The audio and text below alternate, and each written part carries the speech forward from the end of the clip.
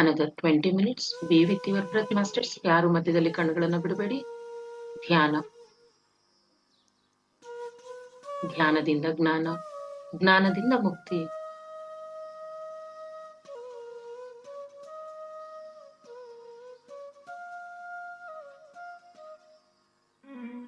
ಧ್ಯಾನ ಸರ್ವರೋಗ ನಿವಾರಿಣಿ. ಧ್ಯಾನ ಸರ್ವರೋಗ ಹಾರಿಣಿ. ಧ್ಯಾನ ವಿಶ್ವಶಕ್ತಿ ಪ್ರದಾಯಿನಿ.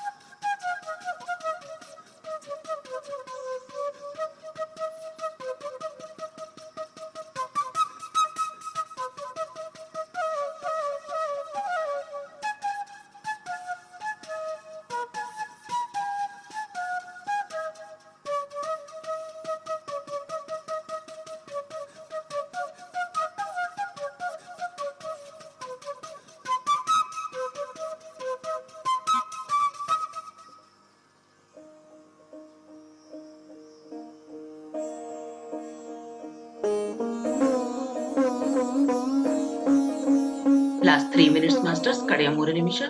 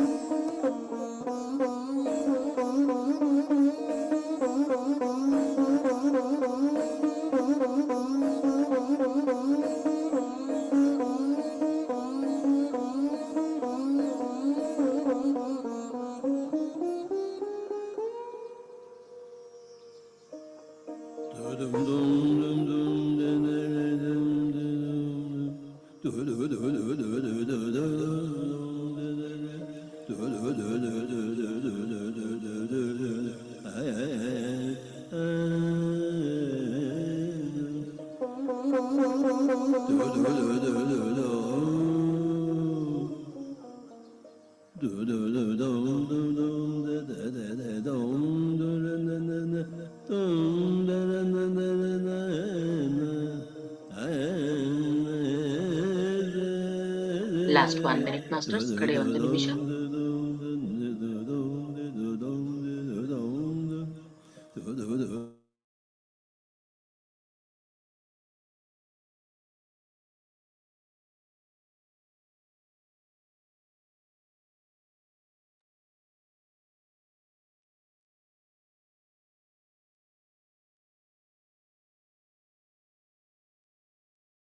Last 30 seconds.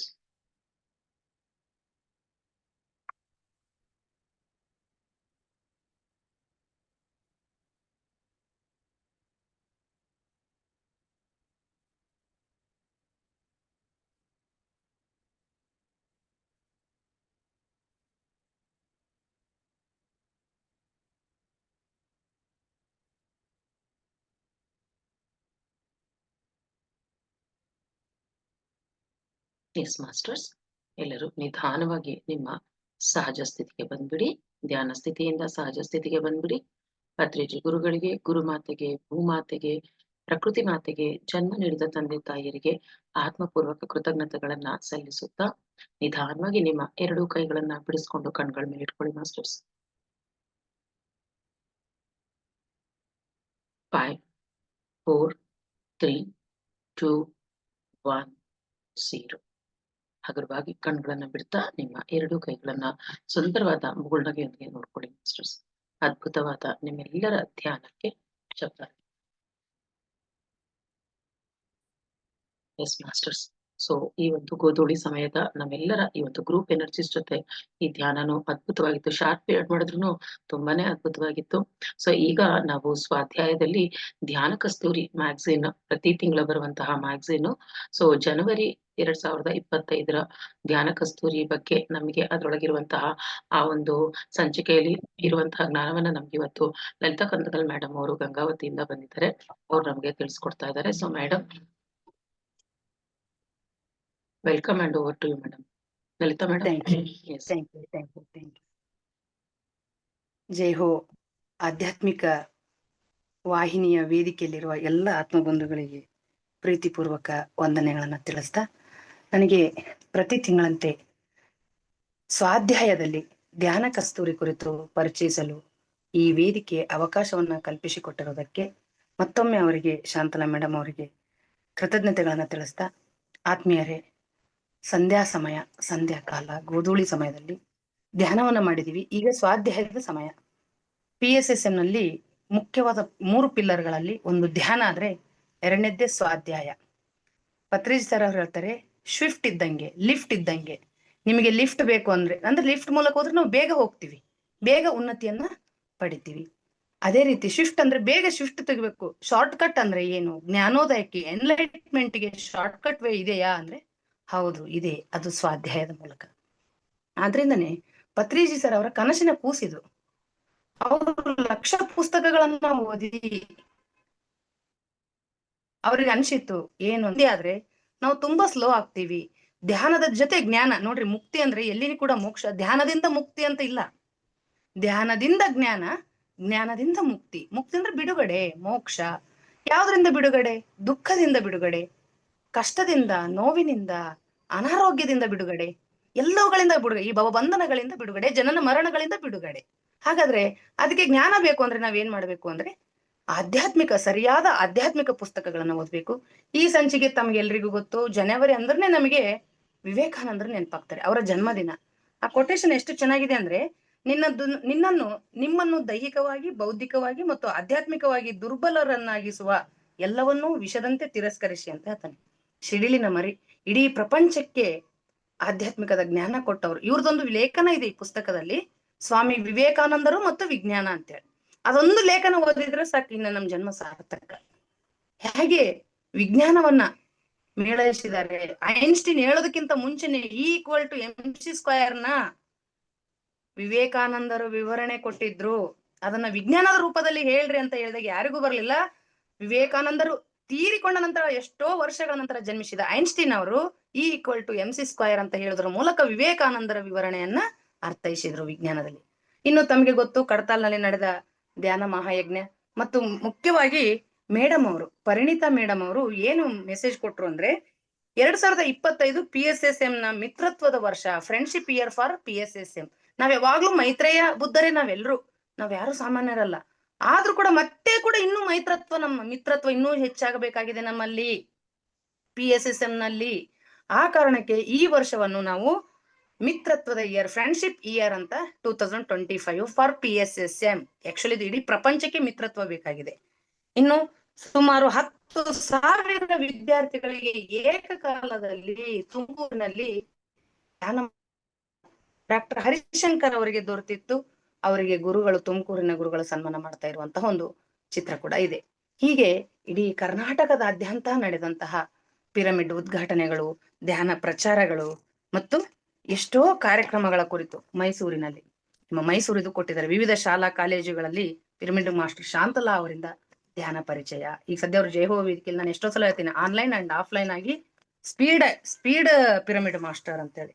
ಇನ್ನು ವಿಜಯನಗರ, ಬೆಂಗಳೂರು, ಬಾಗಲಕೋಟೆ, ಬೆಳಗಾವಿ, ಹೀಗೆ ಕರ್ನಾಟಕದಾದ್ಯಂತ ನಡೆದಂತಹ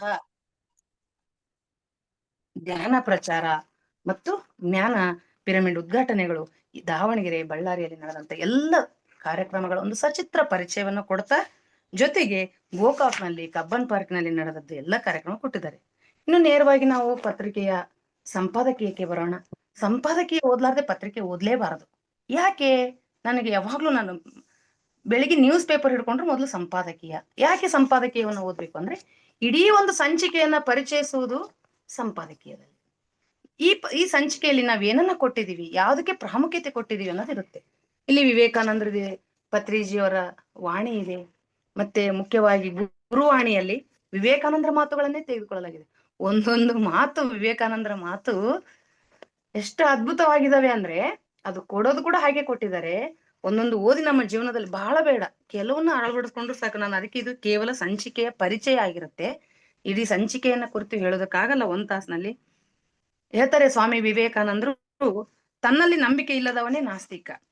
ನಮ್ಮಲ್ಲಿ 3,000,000 ದೇವತೆಗಳು ಅಷ್ಟಲ್ಲದೆ ಇನ್ನೇ ಬೇರೆ ಬೇರೆ ದೇಶದಲ್ಲಿರುವ ಈಗ 3,000,000 ದೇವತೆಗಳು ಯಾರಿಗೆ? ಭಾರತಕ್ಕೆ ಸಂಬಂಧಪಟ್ಟವರಲ್ಲ. ಅದಲ್ಲದೆ ಬೇರೆ ದೇಶದಲ್ಲಿರುವ 3,000,000 ದೇವತೆಗಳಲ್ಲದೆ ವಿದೇಶಿಯರು ಪರಿಚಯಿಸಿರುವ ದೇವತೆಗಳಲ್ಲಿ ನಿಮಗೆ ನಂಬಿಕೆ ಇದ್ದು, ಆದರೆ ನಿಮಗೆ ನಂಬಿಕೆ ಇಲ್ಲದಿದ್ದರೆ ನಿಮಗೆ ಮುಕ್ತಿ ಇಲ್ಲ. ನಿಮ್ಮಲ್ಲಿ ನಂಬಿಕೆ ಇಟ್ಟುಕೊಂಡು ಆತ್ಮವಿಶ್ವಾಸದ ಬಲದ ಮೇಲೆ ಎದ್ದು ನಿಲ್ಲಿ. ನಾವು ಅದನ್ನೇ ಹೇಳ್ತಾ ಇದೀವಿ. ಸೋ ಸಿಂಪಲ್ ಆಗಿರುವಂತಹ ವಿವೇಕಾನಂದರ ಒಂದು ವಾಣಿ ಅಂದ್ರೆ, ಎದ್ದೇಳಿ ಅನ್ನೋದು. ಯಾಕಪ್ಪ ಎದ್ ನಿಂತಿಲ್ಲೇನು ನೀವು? ಗುರಿ ಮುಟ್ಟುವವರೆಗೆ ನಿಲ್ಲದಿರಿ. ಎದ್ದೇಳಿ ಅಂದ್ರೆ ಎದ್ದು ನಿಂತಿದೀವಿ ಶಾರೀರಿಕವಾಗಿ, ಆದ್ರೆ ಆತ್ಮಬಲದಿಂದ ನಿಲ್ಲಬೇಕು ಅನ್ನೋದು ಇವ್ರದ್ದು. ಅಲ್ಲಿ ಅದಕ್ಕೆ ಮುಂದೆ ಹೇಳ್ತಾರೆ ಅವರು, ನಿಮ್ಮ ಸ್ವಂತ ಮೋಕ್ಷಕ್ಕಾಗಿ ಅರಿಸಿದರೆ, ನೀವು ನಿಮ್ಮ ಸ್ವಂತ ಮೋಕ್ಷವನ್ನು ಅರಿಸಿದರೆ ನರಕಕ್ಕೆ ಹೋಗುತ್ತೀರಿ. ಹೆಂಗಿದೆ ನೋಡಿ. ಕೇವಲ ನಿಮ್ಮ ಮೋಕ್ಷವನ್ನ ಮೋಕ್ಷಕ್ಕಾಗಿ ನೀವು ಪ್ರಯತ್ನಿಸಬಾರದು. ಮುಂದೆ ಹೇಳ್ತಾರೆ, ನೀವು ಅರಸಬೇಕಾದುದು ಅಂದ್ರೆ ಹುಡುಕ್ಬೇಕಾಗಿದ್ದು ಇತರರ ಮೋಕ್ಷವನ್ನು. ಇತರರಿಗಾಗಿ ದುಡಿಯುವಲ್ಲಿ ನೀವು ನರಕಕ್ಕೆ ಹೋಗಬೇಕಾದರೂ ಅದು ನಿಮ್ಮ ಸ್ವಂತ ಮೋಕ್ಷವನ್ನು ಪಡೆಯುವ ಸ್ವರ್ಗಕ್ಕಿಂತಲೂ ಮಿಗಿಲು. ಪಿರಮಿಡ್ ಮಾಸ್ಟರ್ಗಳೆಲ್ಲ ಇದೇ ಕೆಲಸ ಮಾಡ್ತಾ ಇದೀವಿ. ನೀವು ನಿಮ್ಮ ಸ್ವಂತ ಮೋಕ್ಷಕ್ಕಾಗಿ ದುಡಿದು ನರಕಕ್ಕೆ ಇತರರ ಮೋಕ್ಷಕ್ಕಾಗಿ ದುಡಿದು ನೀವು ನರಕಕ್ಕೆ ಹೋಗಬೇಕಾದ್ರೂ ನೀವು ಸಂತೋಷ ಪಡ್ರಿ ಅಂತಾರೆ. ಯಾಕಂದ್ರೆ ಸ್ವಂತ ಮೋಕ್ಷಕ್ಕಾಗಿ ದುಡಿದು ಸ್ವರ್ಗಕ್ಕೆ ಹೋಗುವುದಕ್ಕಿಂತಲೂ ಹೆಚ್ಚು ಯಾವುದು ಅಂದ್ರೆ ಇತರರ ಮೋಕ್ಷಕ್ಕಾಗಿ ದುಡಿದು ನಾವು ನರಕಕ್ಕೆ ಹೋಗೋದು ಶ್ರೇಷ್ಠ ಅಂತ ಹೇಳ್ತಾರೆ ವಿವೇಕಾನಂದರು. ಅಂದ್ರೆ ಪರೋಪಕಾರಾರ್ಥಂ ಇದಂ ಶರೀರಂ. ನಾವು ಯಾವಾಗ್ಲೂ ಇತರರ ಮೋಕ್ಷಕ್ಕಾಗಿನೇ ಪರಿಶ್ರಮಿಸಿರಿ, ಅದು ನಿಮ್ಮ ಮೋಕ್ಷ ತಾನಾಗಿಯೇ ದೊರಕುತ್ತದೆ ಅನ್ನೋದು. ಇನ್ನು ಇಲ್ಲಿ ಹೇಳ್ತಾರೆ ಅವರು ಮುಂದೆ, ಯಾವ ಕೆಲಸವೂ ಲೌಕಿಕವಲ್ಲ, ಎಲ್ಲ ಕೆಲಸವೂ ಪೂಜೆ. ಯಾಕೆ ಇದನ್ನ ಹೇಳ್ತಾರೆ ಅಂದ್ರೆ, ನಾವ್ ಯಾವಾಗ್ಲೂ ಧ್ಯಾನ ಮಾಡುವಾಗ ಮಾತ್ರ ಧ್ಯಾನಸ್ಥರಾಗಿ ಉಳಿದ ಸಮಯವನ್ನು ಅದೆಲ್ಲ ವೇಸ್ಟ್ ಪ್ರಾಪಂಚಿಕ ಅಂತ ಅನ್ಕೋಬಾರ್ದು. ಪ್ರತಿಯೊಂದು ಕೆಲಸವನ್ನು ಕೂಡ ಶ್ರದ್ಧೆಯಿಂದ, ಅದಕ್ಕೆ ಬಸವಣ್ಣ ಹೇಳಿದ್ದು ಕಾಯಕವೇ ಕೈಲಾಸ, ಅದನ್ನು ಕೂಡ ಧ್ಯಾನ ಅನ್ನೋ ರೂಪದಲ್ಲಿನೇ ನಾವು ಕಸ ಬಳಿಯುವಾಗ ಅದು ಒಂದು ಧ್ಯಾನವೇ, ಅಡಿಗೆ ಮಾಡುವಾಗ ಅದೂ ಧ್ಯಾನವೇ. ಆದ್ರೆ ಅದು ಯಾವಾಗ ಸಿದ್ಧಿಸ್ತದಂದ್ರೆ, ನೀವು ನೋಡ್ರಿ, ನಾವು ಈ ಆನಾಪಾನ ಸತಿ ಧ್ಯಾನ ಮಾಡಿ ಮಾಡಿ ಪ್ರಾಕ್ಟೀಸ್ ಆದ್ಮೇಲೆ ನಮ್ಮ ಜೀವನದಲ್ಲಿ ಮಾಡುವ ಪ್ರತಿಯೊಂದು ಕೆಲಸವೂ ಧ್ಯಾನವಾಗಿ ಪರಿಣಮಿಸ್ತದೆ. ಆದ್ರೆ ಅದಕ್ಕಿಂತ ಮುಂಚೆ ಅಡಿಗೆ ಮಾಡೋದು ಅನಿಸ್ತಿತ್ತು, ಕಸ ಬಳಿಯೋದು ಅನಿಸ್ತಾ ಇತ್ತು ನಮ್ಗೆ. ಈಗ ನಾವು ಪ್ರೆಸೆಂಟ್ ನಲ್ಲಿ ಇರ್ತಿದೀವಿ, ಕಸ ಬಳಿಯುವಾಗ ಕಸದಲ್ಲೇ ಇರ್ತೀವಿ ಅಂದಾಗ, ಹಾಗೆ ವಿವೇಕಾನಂದ ಹೇಳ್ತಾರೆ, ಯಾವ ಕೆಲಸವೂ ಲೌಕಿಕ ಅಲ್ಲ. ಈಗ ನಾವು ಧ್ಯಾನಿಗಳು ಮಾಡೋ ಯಾವ ಕೆಲಸವೂ ಲೌಕಿಕವಲ್ಲ. ನಾವೇನ್ ಮಾತಾಡಿದ್ರು, ನಾವೇನ್ ಮಾಡ್ತಾ ಇದ್ರು ಅದೇನು ಅದೊಂದು ಭಕ್ತಿ ಪೂರ್ವಕ ಪೂಜೆ ಅಂತ. ಇನ್ನು ನೆಕ್ಸ್ಟ್ ಪತ್ರಿಜಿಯವರ ಪ್ರಬೋಧನೆಗಳಲ್ಲಿ ಅದ್ಭುತವಾದ ಮೆಸೇಜ್ ಇದೆ. ನಿಮಗೇನು ಅಂದ್ರೆ, ಭೂಮಿ ಒಂದು ಪಾಠಶಾಲೆ, ಭೂಮಿ ಒಂದು ಪಾಠಶಾಲೆ. ನಾವಿಲ್ಲಿ ಭೂಮಿ ಬಂದಿರೋದೇ ಕಲಿತುಕೊಳ್ಳುವುದಕ್ಕಾಗಿ. ನಾವು ಕೆಲವು ಪಾಠಗಳನ್ನ ಹೇಗೆ ನಮ್ಮ ಮಕ್ಕಳು ಶಾಲೆ ಕಾಲೇಜಿಗೆ ಹೋಗಿ ಕಲಿತಾರೋ ಹಾಗೆ ಇಲ್ಲಿ ನೋಡ್ರಿ, ಯೇಸು ಪ್ರಭು ಯಾಕೆ ಬಂದಿದ್ದ ಭೂಮಿಗೆ ಅಂದ್ರೆ, ಮೊಳೆಯನ್ನು ಹೊಡೆಯುತ್ತಿದ್ದರೂ ಸಹ ಕಿರುನಗೆ ಬೀರುತ್ತಿರಬೇಕು ಅನ್ನೋದನ್ನ ಹೇಳೋದಕ್ಕೆ. ಭೀಷ್ಮ ಎದಕ್ ಬಂದಿದ್ರು ಅಂದ್ರೆ, ಶರಶೈಯಲ್ಲಿ ಬಾಣಗಳ ಹಾಸಿಗೆ ಮೇಲೆ ಮಲಗಿದ್ದರೂ ನಾವ್ ಯಾರಿಗೂ ದೂರು ಕೊಡಂಗಿಲ್ಲ, ಅಂದ್ರೆ ಯಾರಿಗೂ ಕಂಪ್ಲೇಂಟ್ ಮಾಡಬಾರದು, ಹೇಗಿರ್ಬೇಕು ಅನ್ನೋದನ್ನ ಕಲಿಯುವುದಕ್ಕೆ. ಹುಟ್ಟುವ ಮೊದಲೇ ನಮಗೆ ಯಾವ ರೀತಿ ಪರಿಸ್ಥಿತಿಗಳು ಇರುತ್ತವೆ ಅನ್ನೋದು ನಾವೇ ನಿರ್ಧರಿಸಿಕೊಂಡು ಬರುತ್ತೇವೆ, ಆಗಲೇ ಅಲ್ಲಿಂದಲೇ ನಮಗೆ ಎಲ್ಲವೂ ತಿಳಿದಿರುತ್ತದೆ. ನೋಡ್ರಿ ಎಷ್ಟು ಅದ್ಭುತವಾದ ಮಾತು. ಭೂಮಿ ನಮ್ಮ ಮನೆಯಲ್ಲ, ಭೂಮಿ ಒಂದು ಪಾಠಶಾಲೆ. ಪ್ರತಿಯೊಂದು ಇಲ್ಲಿ ಏನೇನ್ ಪಾಠ ಕಲಿತೀವಿ ನೀವು? ಸಹನೆಯ ಪಾಠ ಕಲಿತೀವಿ, ವಿನಯದ ಪಾಠ ಕಲಿತೀವಿ, ಹೊಂದಿಕೊಂಡು ಹೋಗಬೇಕು ಅನ್ನುವ ಪಾಠವನ್ನ ಕಲಿತೀವಿ. ಆದ್ರಿಂದ ಇಲ್ಲಿ ನಾವು ಯಾರಿಗೂ ಸಹ ತೊಂದರೆ ನೀಡದೆ ಹೇಗೆ ಬದುಕಬೇಕು ಅನ್ನೋದನ್ನ ಕಲಿತೀವಿ. ಆದರೆ ನೀರಿನ ಮೇಲಿನ ಹನಿಯಂತೆ ಪದ್ಮ ಪತ್ರ ಮಿವಾಂಬಸ, ಸುಖ ದುಃಖಗಳಲ್ಲಿ, ಮಾನ ಅಪಮಾನಗಳಲ್ಲಿ, ಜಯ ಅಪಜಯಗಳಲ್ಲಿ, ಹುಟ್ಟು ಸಾವಿನಲ್ಲಿ ಸಮವಾಗಿ ಇರುವುದನ್ನ ನಾವು ಕಲಿಯುತ್ತೇವೆ. ಎಷ್ಟು ಚೆನ್ನಾಗಿದೆ ನೋಡ್ರಿ. ಆದ್ರಿಂದ ಸನ್ಮಾನಗಳ ಬಂದರೆ ಹಿಗ್ಗುವುದಿಲ್ಲ, ಅಪಮಾನ ಬಂದರೆ ಕುಗ್ಗಬಾರದು ಅನ್ನೋದನ್ನ ಕಲಿತೀವಿ. ಹೀಗೆ ಲೆಕ್ಕವಿಲ್ಲದಷ್ಟು, ನಿಮ್ಗೆ ಗೊತ್ತಿರ್ಲಿ, ಲೋಕಗಳು ಇನ್ನೂ ಬಹಳ ಇದಾವೆ, ಲೆಕ್ಕವಿಲ್ಲದಷ್ಟು ಲೋಕಗಳಿವೆ. ಭೂಲೋಕ, ಭುವರ್ಲೋಕ, ಸುವರ್ಲೋಕ, ಜನಾಲೋಕ, ತಪೋಲೋಕ. ಆದರೆ ಈ ಎಲ್ಲ ಲೋಕಗಳಿಗೂ ಪಾಠಶಾಲೆ ಯಾವ್ದಂತ ಗೊತ್ತಾ? ಅದು ಭೂಲೋಕವೇ. ಆ ಎಲ್ಲ ಲೋಕದವರು ಮತ್ತೆ ಇಲ್ಲಿಗೆ ಬಂದೇ ಶಿಫ್ಟ್ ಆಗ್ತಾರೆ, ಡೈರೆಕ್ಟ್ ಶಿಫ್ಟಿಂಗ್ ಇಲ್ಲ. ನಾವು ಭುವರ್ ಲೋಕದಿಂದ ಇಲ್ಲಿಗೆ ಬಂದ್ವಿ ಅಂದ್ರೆ ಇಲ್ಲಿ ಕೆಲವು ಪಾಠಗಳು ಕಲ್ತು ನೆಕ್ಸ್ಟ್ ಜನಾಲೋಕಕ್ಕೆ ಹೋಗ್ತೀವಿ, ಮತ್ತೆ ಇಲ್ಲಿಂದ ಕೆಲವು ಪಾಠಗಳು ಕಲ್ತು ಮತ್ತೆ ತಪೋಲೋಕಕ್ಕೆ ಹೋಗ್ತೀವಿ. ಆದ್ರೆ ಅಲ್ಲಿಂದ ಅಲ್ಲಿ ಶಿಫ್ಟ್ ಇಲ್ಲ. ಹೀಗೆ ಮತ್ತೆ ಕೆಲವರು ಎದಕ್ ಬರ್ತೀವಿ ಅಂದ್ರೆ, ಪಾಠಗಳನ್ನ ಕಲಿಸುವುದಕ್ಕಾಗಿ ಬರುತ್ತೇವೆ. ಒಂದು ನಾವು ಕಲಿಯೋದಕ್ಕೆ, ಇನ್ನೊಂದು ಕಲಿಸುವುದಕ್ಕೆ. ನೋಡ್ರಿ, ಪಿರಮಿಡ್ ಮಾಸ್ಟರ್ಗಳೆಲ್ಲ ರೋಡಿಗಿಳಿದು ಬೋರ್ಡ್ ಹಿಡ್ಕೊಂಡು ಸಸ್ಯಾಹಾರಿಗಳಾಗ್ಬೇಕು, ಮಾಂಸಾಹಾರ ನಮ್ಮ ಆಹಾರವಲ್ಲ, ಇತರ ಪ್ರಾಣಿಗಳನ್ನ ಸಾಯಿಸಬಾರದು, ಹೀಗೆ ಪ್ರತಿಯೊಂದು ಮೀನು ಹಿಡಿಬಾರ್ದು ಅಂತ ಹೇಳೋದಕ್ಕೆ, ಕಲಿಸುವುದಕ್ಕಾಗಿ ಬಂದಿದೀವಿ. ನೀನು ಯಾವ ಪಾಠಗಳನ್ನು ಸಹ ಕಲಿತಿಲ್ಲವೆಂದು ಅರ್ಥ. ಹಿಂಸೆಯಿಂದ ಅಹಿಂಸೆಗೆ ಬರಬೇಕು, ಇದನ್ನು ನಾವು ಕಲಿತು ಬೇರೆಯವ್ರಿಗೂ ಕಲಿಸಬೇಕು. ನೋಡ್ರಿ, ನಾವು ಕಲಿಯಬೇಕು ಹಾಗೂ ಕಲಿತಿರುವುದನ್ನ ಇತರರಿಗೆ ಕಲಿಸಬೇಕು. ನೀವು ಯಾವ ರಂಗದಲ್ಲಾದ್ರೂ ಇರ್ರಿ, ನೀವು ಸಿನಿಮಾ ರಂಗದಲ್ಲಾದ್ರೂ ಇರ್ರಿ, ಯಾವ ರಂಗದಲ್ಲಿ, ಶಿಕ್ಷಣ ರಂಗದಲ್ಲಿ ಆದ್ರೂ ಇರ್ರಿ, ವ್ಯಾಪಾರ ರಂಗದಲ್ಲಿ, ಆದ್ರೆ ಅಲ್ಲಿಯೇ ಇದ್ದು ನಮಗೆ ಕಲಿಬೇಕಾದ ಪಾಠಗಳನ್ನ ಕಲಿಬೇಕು, ಇತರರಿಗೂ ಕಲಿಸಿಕೊಡಬೇಕು ಅನ್ನೋದು. ಇನ್ನು 2ನೇ ಲೇಖನ ಇದೆ, ಸಸ್ಯಾಹಾರದ ಕುರಿತು ಪತ್ರಿಜಿಯವರು ಒಂದು ವಿಡಿಯೋ. ನಿಮ್ಗೆ ಗೊತ್ತಿರ್ಲಿ, ಅಲ್ಲೆಲ್ಲ ಕಡ್ತಾಲ್ನಲ್ಲಿ ವಿಡಿಯೋಗಳು ಹಾಕ್ತಿರ್ತಾರೆ ಬೆಳಗ್ಗೆ ಮತ್ತು ಮಧ್ಯಾಹ್ನ ಸಾಯಂಕಾಲ. ಅಲ್ಲಿ ಹೇಳ್ತಾರೆ, ನೀವು ಯಾವ ದೇಶದ ವಾಸಿಗಳಾದರೂ, ನೀವು ಜಪಾನ್ದವನಾರಾಗ್ಲಿ ಇಂಗ್ಲೆಂಡ್ನವರಾಗ್ಲಿ, ಯಾವುದೇ ಜೀವಿಯನ್ನು ಸಾಯಿಸಬಾರದು, ಪ್ರತಿಯೊಬ್ಬರೂ ಸಹ ಸಸ್ಯಾಹಾರಿಗಳಾಗಿಯೇ ತೀರಬೇಕು, ಯಾವ ಮೀನನ್ನೂ ಸಹ ಹಿಡಿಯಬಾರದು ಅಂತೇಳಿ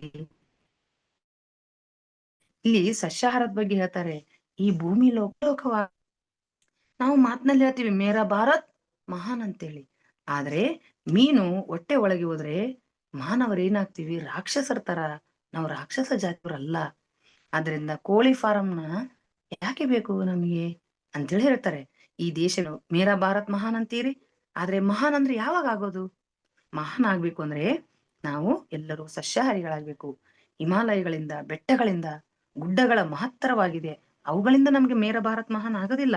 ನಾವು ಮೊದಲು ಸಸ್ಯಾಹಾರಿಗಳಾಗಬೇಕು. ಆಮೇಲೆ ಹೇಳ್ತಾರೆ, ಎಷ್ಟೋ 5 ಸ್ಟಾರ್ ಹೋಟೆಲ್ ಅಂತಾರೆ, ಉತ್ತಮ ದರ್ಜೆ ಹೋಟೆಲ್ 5 ಸ್ಟಾರ್ ಅಂತೇಳಿ, ಆದ್ರೆ ಅಲ್ಲಿ ಪ್ರಾಣಿಗಳನ್ನ ಕೊಂದು ತಿಂತಿರ್ತಾರೆ. ಪ್ರಾಣಿಗಳ ನೋವನ್ನು ನೋಡಿದರೆ ಕರುಳು ಹಿಂಡಿದಂಗಾಗತ್ತೆ ನಮಗೆ. ನಿಮಗೆ ಹೆಂಗಪ್ಪ ತಿನ್ನಕ್ಕಾಗತ್ತೆ ಅಂತಾರೆ ಅವರು. ಪ್ರಾಣವನ್ನು ತೆಗೆಯುವುದು ಮಾನವೀಯತೆ ಅಲ್ಲ, ಅದು ಚಾಂಡಾಲರ ಕೆಲಸ. ಕ್ರೂರ ಮೊಗ ನೋಡ್ರಿ, ನೀವು ಮಾಂಸ ತಿನ್ನೋ ಪ್ರಾಣಿಗಳನ್ನ ಕ್ರೂರ ಮೊಗ ಎನ್ನುತ್ತೇವೆ, ಆದ್ರೆ ಆನೆಯನ್ನು ಸಾಧು ಪ್ರಾಣಿ ಅಂತೀವಿ, ಯಾಕಂದ್ರೆ ಅದು ಸಸ್ಯಾಹಾರಿ. ಹಾಗಾದ್ರೆ ನಾವೇನಾದ್ರೂ ಹುಲಿ, ಮೇಕೆ ಯನ್ನು ತಿನ್ನುವುದು ಕೂಡ, ಮಾನವ ಮೇಕೆಯನ್ನು ತಿಂದ್ರೆ ಅದನ್ನು ಕೂಡ ಕ್ರೂರ ಪ್ರಾಣಿನೇ ನೋಡ್ರಿ. ಆದ್ರಿಂದ ಈ ರೀತಿ ಪ್ರಾಣಿಗಳನ್ನು ಉಳಿಸ್ರಿ ಅಂತ ಇಷ್ಟು ಜೋರಾಗಿ ಗಟ್ಟಿಯಾಗಿ ಕೂಗಿದ ಏಕೈಕ ಸಂಸ್ಥೆ ಅದು PSSM. ನಮ್ಮೆಲ್ಲರ ಪಿರಮಿಡ್ ಮಾಸ್ಟರ್, ನಮ್ಮೆಲ್ಲರ ಗುರುಗಳು, ಸ್ನೇಹಿತರಾಗಿರುವಂತಹ ಪತ್ರಿಜಿಯವರು. ಇಷ್ಟು ಗಟ್ಟಿಯಾದ ಧ್ವನಿ. ಅದಕ್ಕೆ ಅವ್ರು ಹೇಳ್ತಾರೆ, MBBS ಅಂದ್ರೆ bachelor of meditation and bachelor of spirituality. ಡಾಕ್ಟರ್ಗಳಿಗೆ ಗೊತ್ತಿಲ್ಲ ಪಾಪ, ಅವ್ರು ಅದನ್ನೇ ಒಳ್ಳೆ ಆಹಾರ, ಅದ್ರಲ್ಲೇನೋ ಮಾಂಸವನ್ನ ತಿನ್ನೋದಂದ್ರೆ ಪ್ರೋಟೀನ್ ಅನ್ಕೊಂಡಿದ್ದಾರೆ, ಅದು ಪಾಪ ಅನ್ನೋದು ಅವರಿಗೆ ಗೊತ್ತಿಲ್ಲ ಅಂತೇಳಿ. ಹೀಗೆ ಅವ್ರು ಹೇಳ್ತಾರೆ, ಗಾಂಧೀಜಿ ಹುಟ್ಟಿದ ನಾಡಿದು ಸುಮ್ನೆ ಅಲ್ಲ. ಗಾಂಧೀಜಿ ಹುಟ್ಟಿದ ನಾಡಿನಲ್ಲಿ ಬುದ್ಧ ಹುಟ್ಟಿದ ನಾಡಿನವರು ನಾವು. ಅಹಿಂಸೆಯನ್ನು ಪಾಲಿಸೇವೆ, ಅವರಿಬ್ಬರೂ ಪಾಲಿಸಿದಂತೆ ನಾವು ಕೂಡ ಅಹಿಂಸೆಯನ್ನ ಪಾಲಿಸಬೇಕು. ಖಂಡಿತವಾಗ್ಲೂ ನಾವು ಅಹಿಂಸೆ ಪಾಲಿಸಬೇಕು. ಅದಕ್ಕೆ ಹೇಳ್ತಾರೆ, ಎಲ್ಲರೂ ಸಹ ಅಹಿಂಸಾತ್ಮಕರಾಗಿ, ಅಹಿಂಸಾ ಮೂರ್ತಿಗಳಾಗಿ ಅಂತ ಹೇಳಿದ್ದಾರೆ. ಇನ್ನು ನೆಕ್ಸ್ಟ್ ಲೇಖನ, ಸಂಸಾರ ಮತ್ತು ಜ್ಞಾನೋದಯ. ಸಂಸಾರ ಮತ್ತು ಜ್ಞಾನೋದಯ ತಮಗೆ ಗೊತ್ತು, ನಮ್ಮದು ವಿಶೇಷ ಸಂಸ್ಥೆ. ಸಂಸಾರದಲ್ಲಿಯೇ ನಿರ್ವಾಣ. ಯಾವ ಕಾರಣಕ್ಕೂ ನಾವೇನ್ ಬಿಡಬಾರ್ದು, ಮನೆ ಮಕ್ಕಳು ಸಂಸಾರ ಬಿಡಬಾರ್ದು. ಇಲ್ಲಿ ತುಂಬಾ ಸಿಂಪಲ್ ಆಗಿ ಹೇಳ್ತಾರೆ, ಜಗಳ ಬರ್ತವೆ.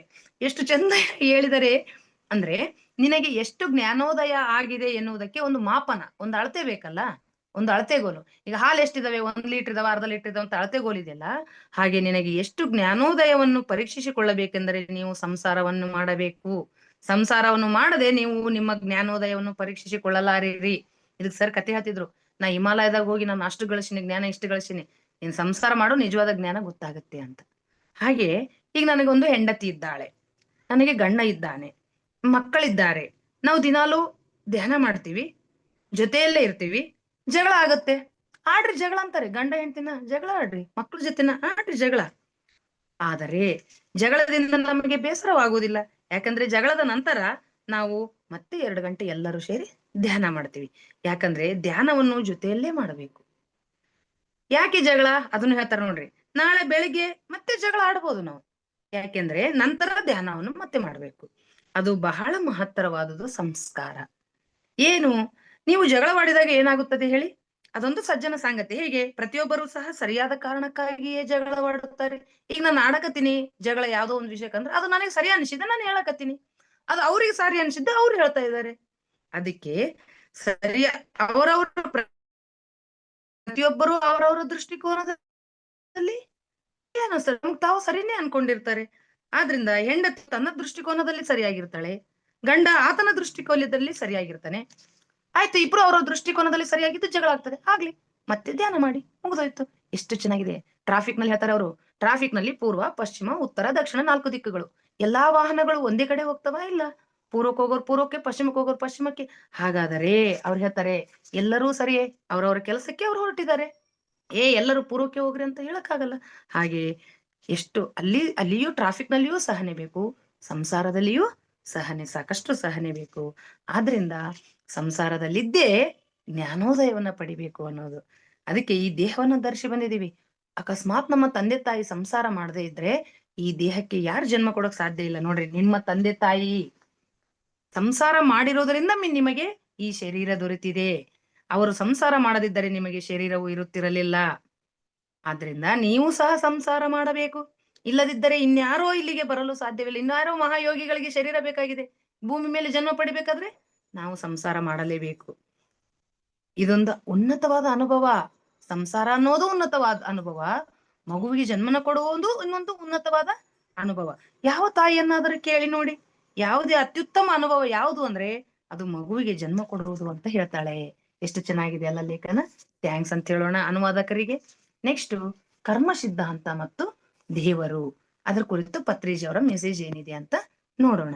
ಕರ್ಮ ಸಿದ್ಧಾಂತದ ಬಗ್ಗೆ ನಿಮ್ಗೆ ಗೊತ್ತಿರುವಂತದ್ದು, ಇದೇನು ಹೊಸ ವಿಷಯ ಅಲ್ಲ. ಮಾಡಿದ್ದುಣ್ಣ ಮಾರಾಯ ಅನ್ನೋದೇ ಕರ್ಮ ಸಿದ್ಧಾಂತ. ಅವ್ರು ಸರಿ ಹೇಳ್ತಾರೆ, ನೀನು ನಿನ್ನೆಯ ಹಳೆಯ ಕರ್ಮಗಳಿಂದ ಬರೆದುಕೊಂಡು ಬಂದಿರುವೆ. ಅದಕ್ಕೆ ನನ್ನ ಹಿಂದಿನ ಕರ್ಮಗಳು ನನ್ನನ್ನು ಹೀಗೆ ಮಾಡಿವೆ.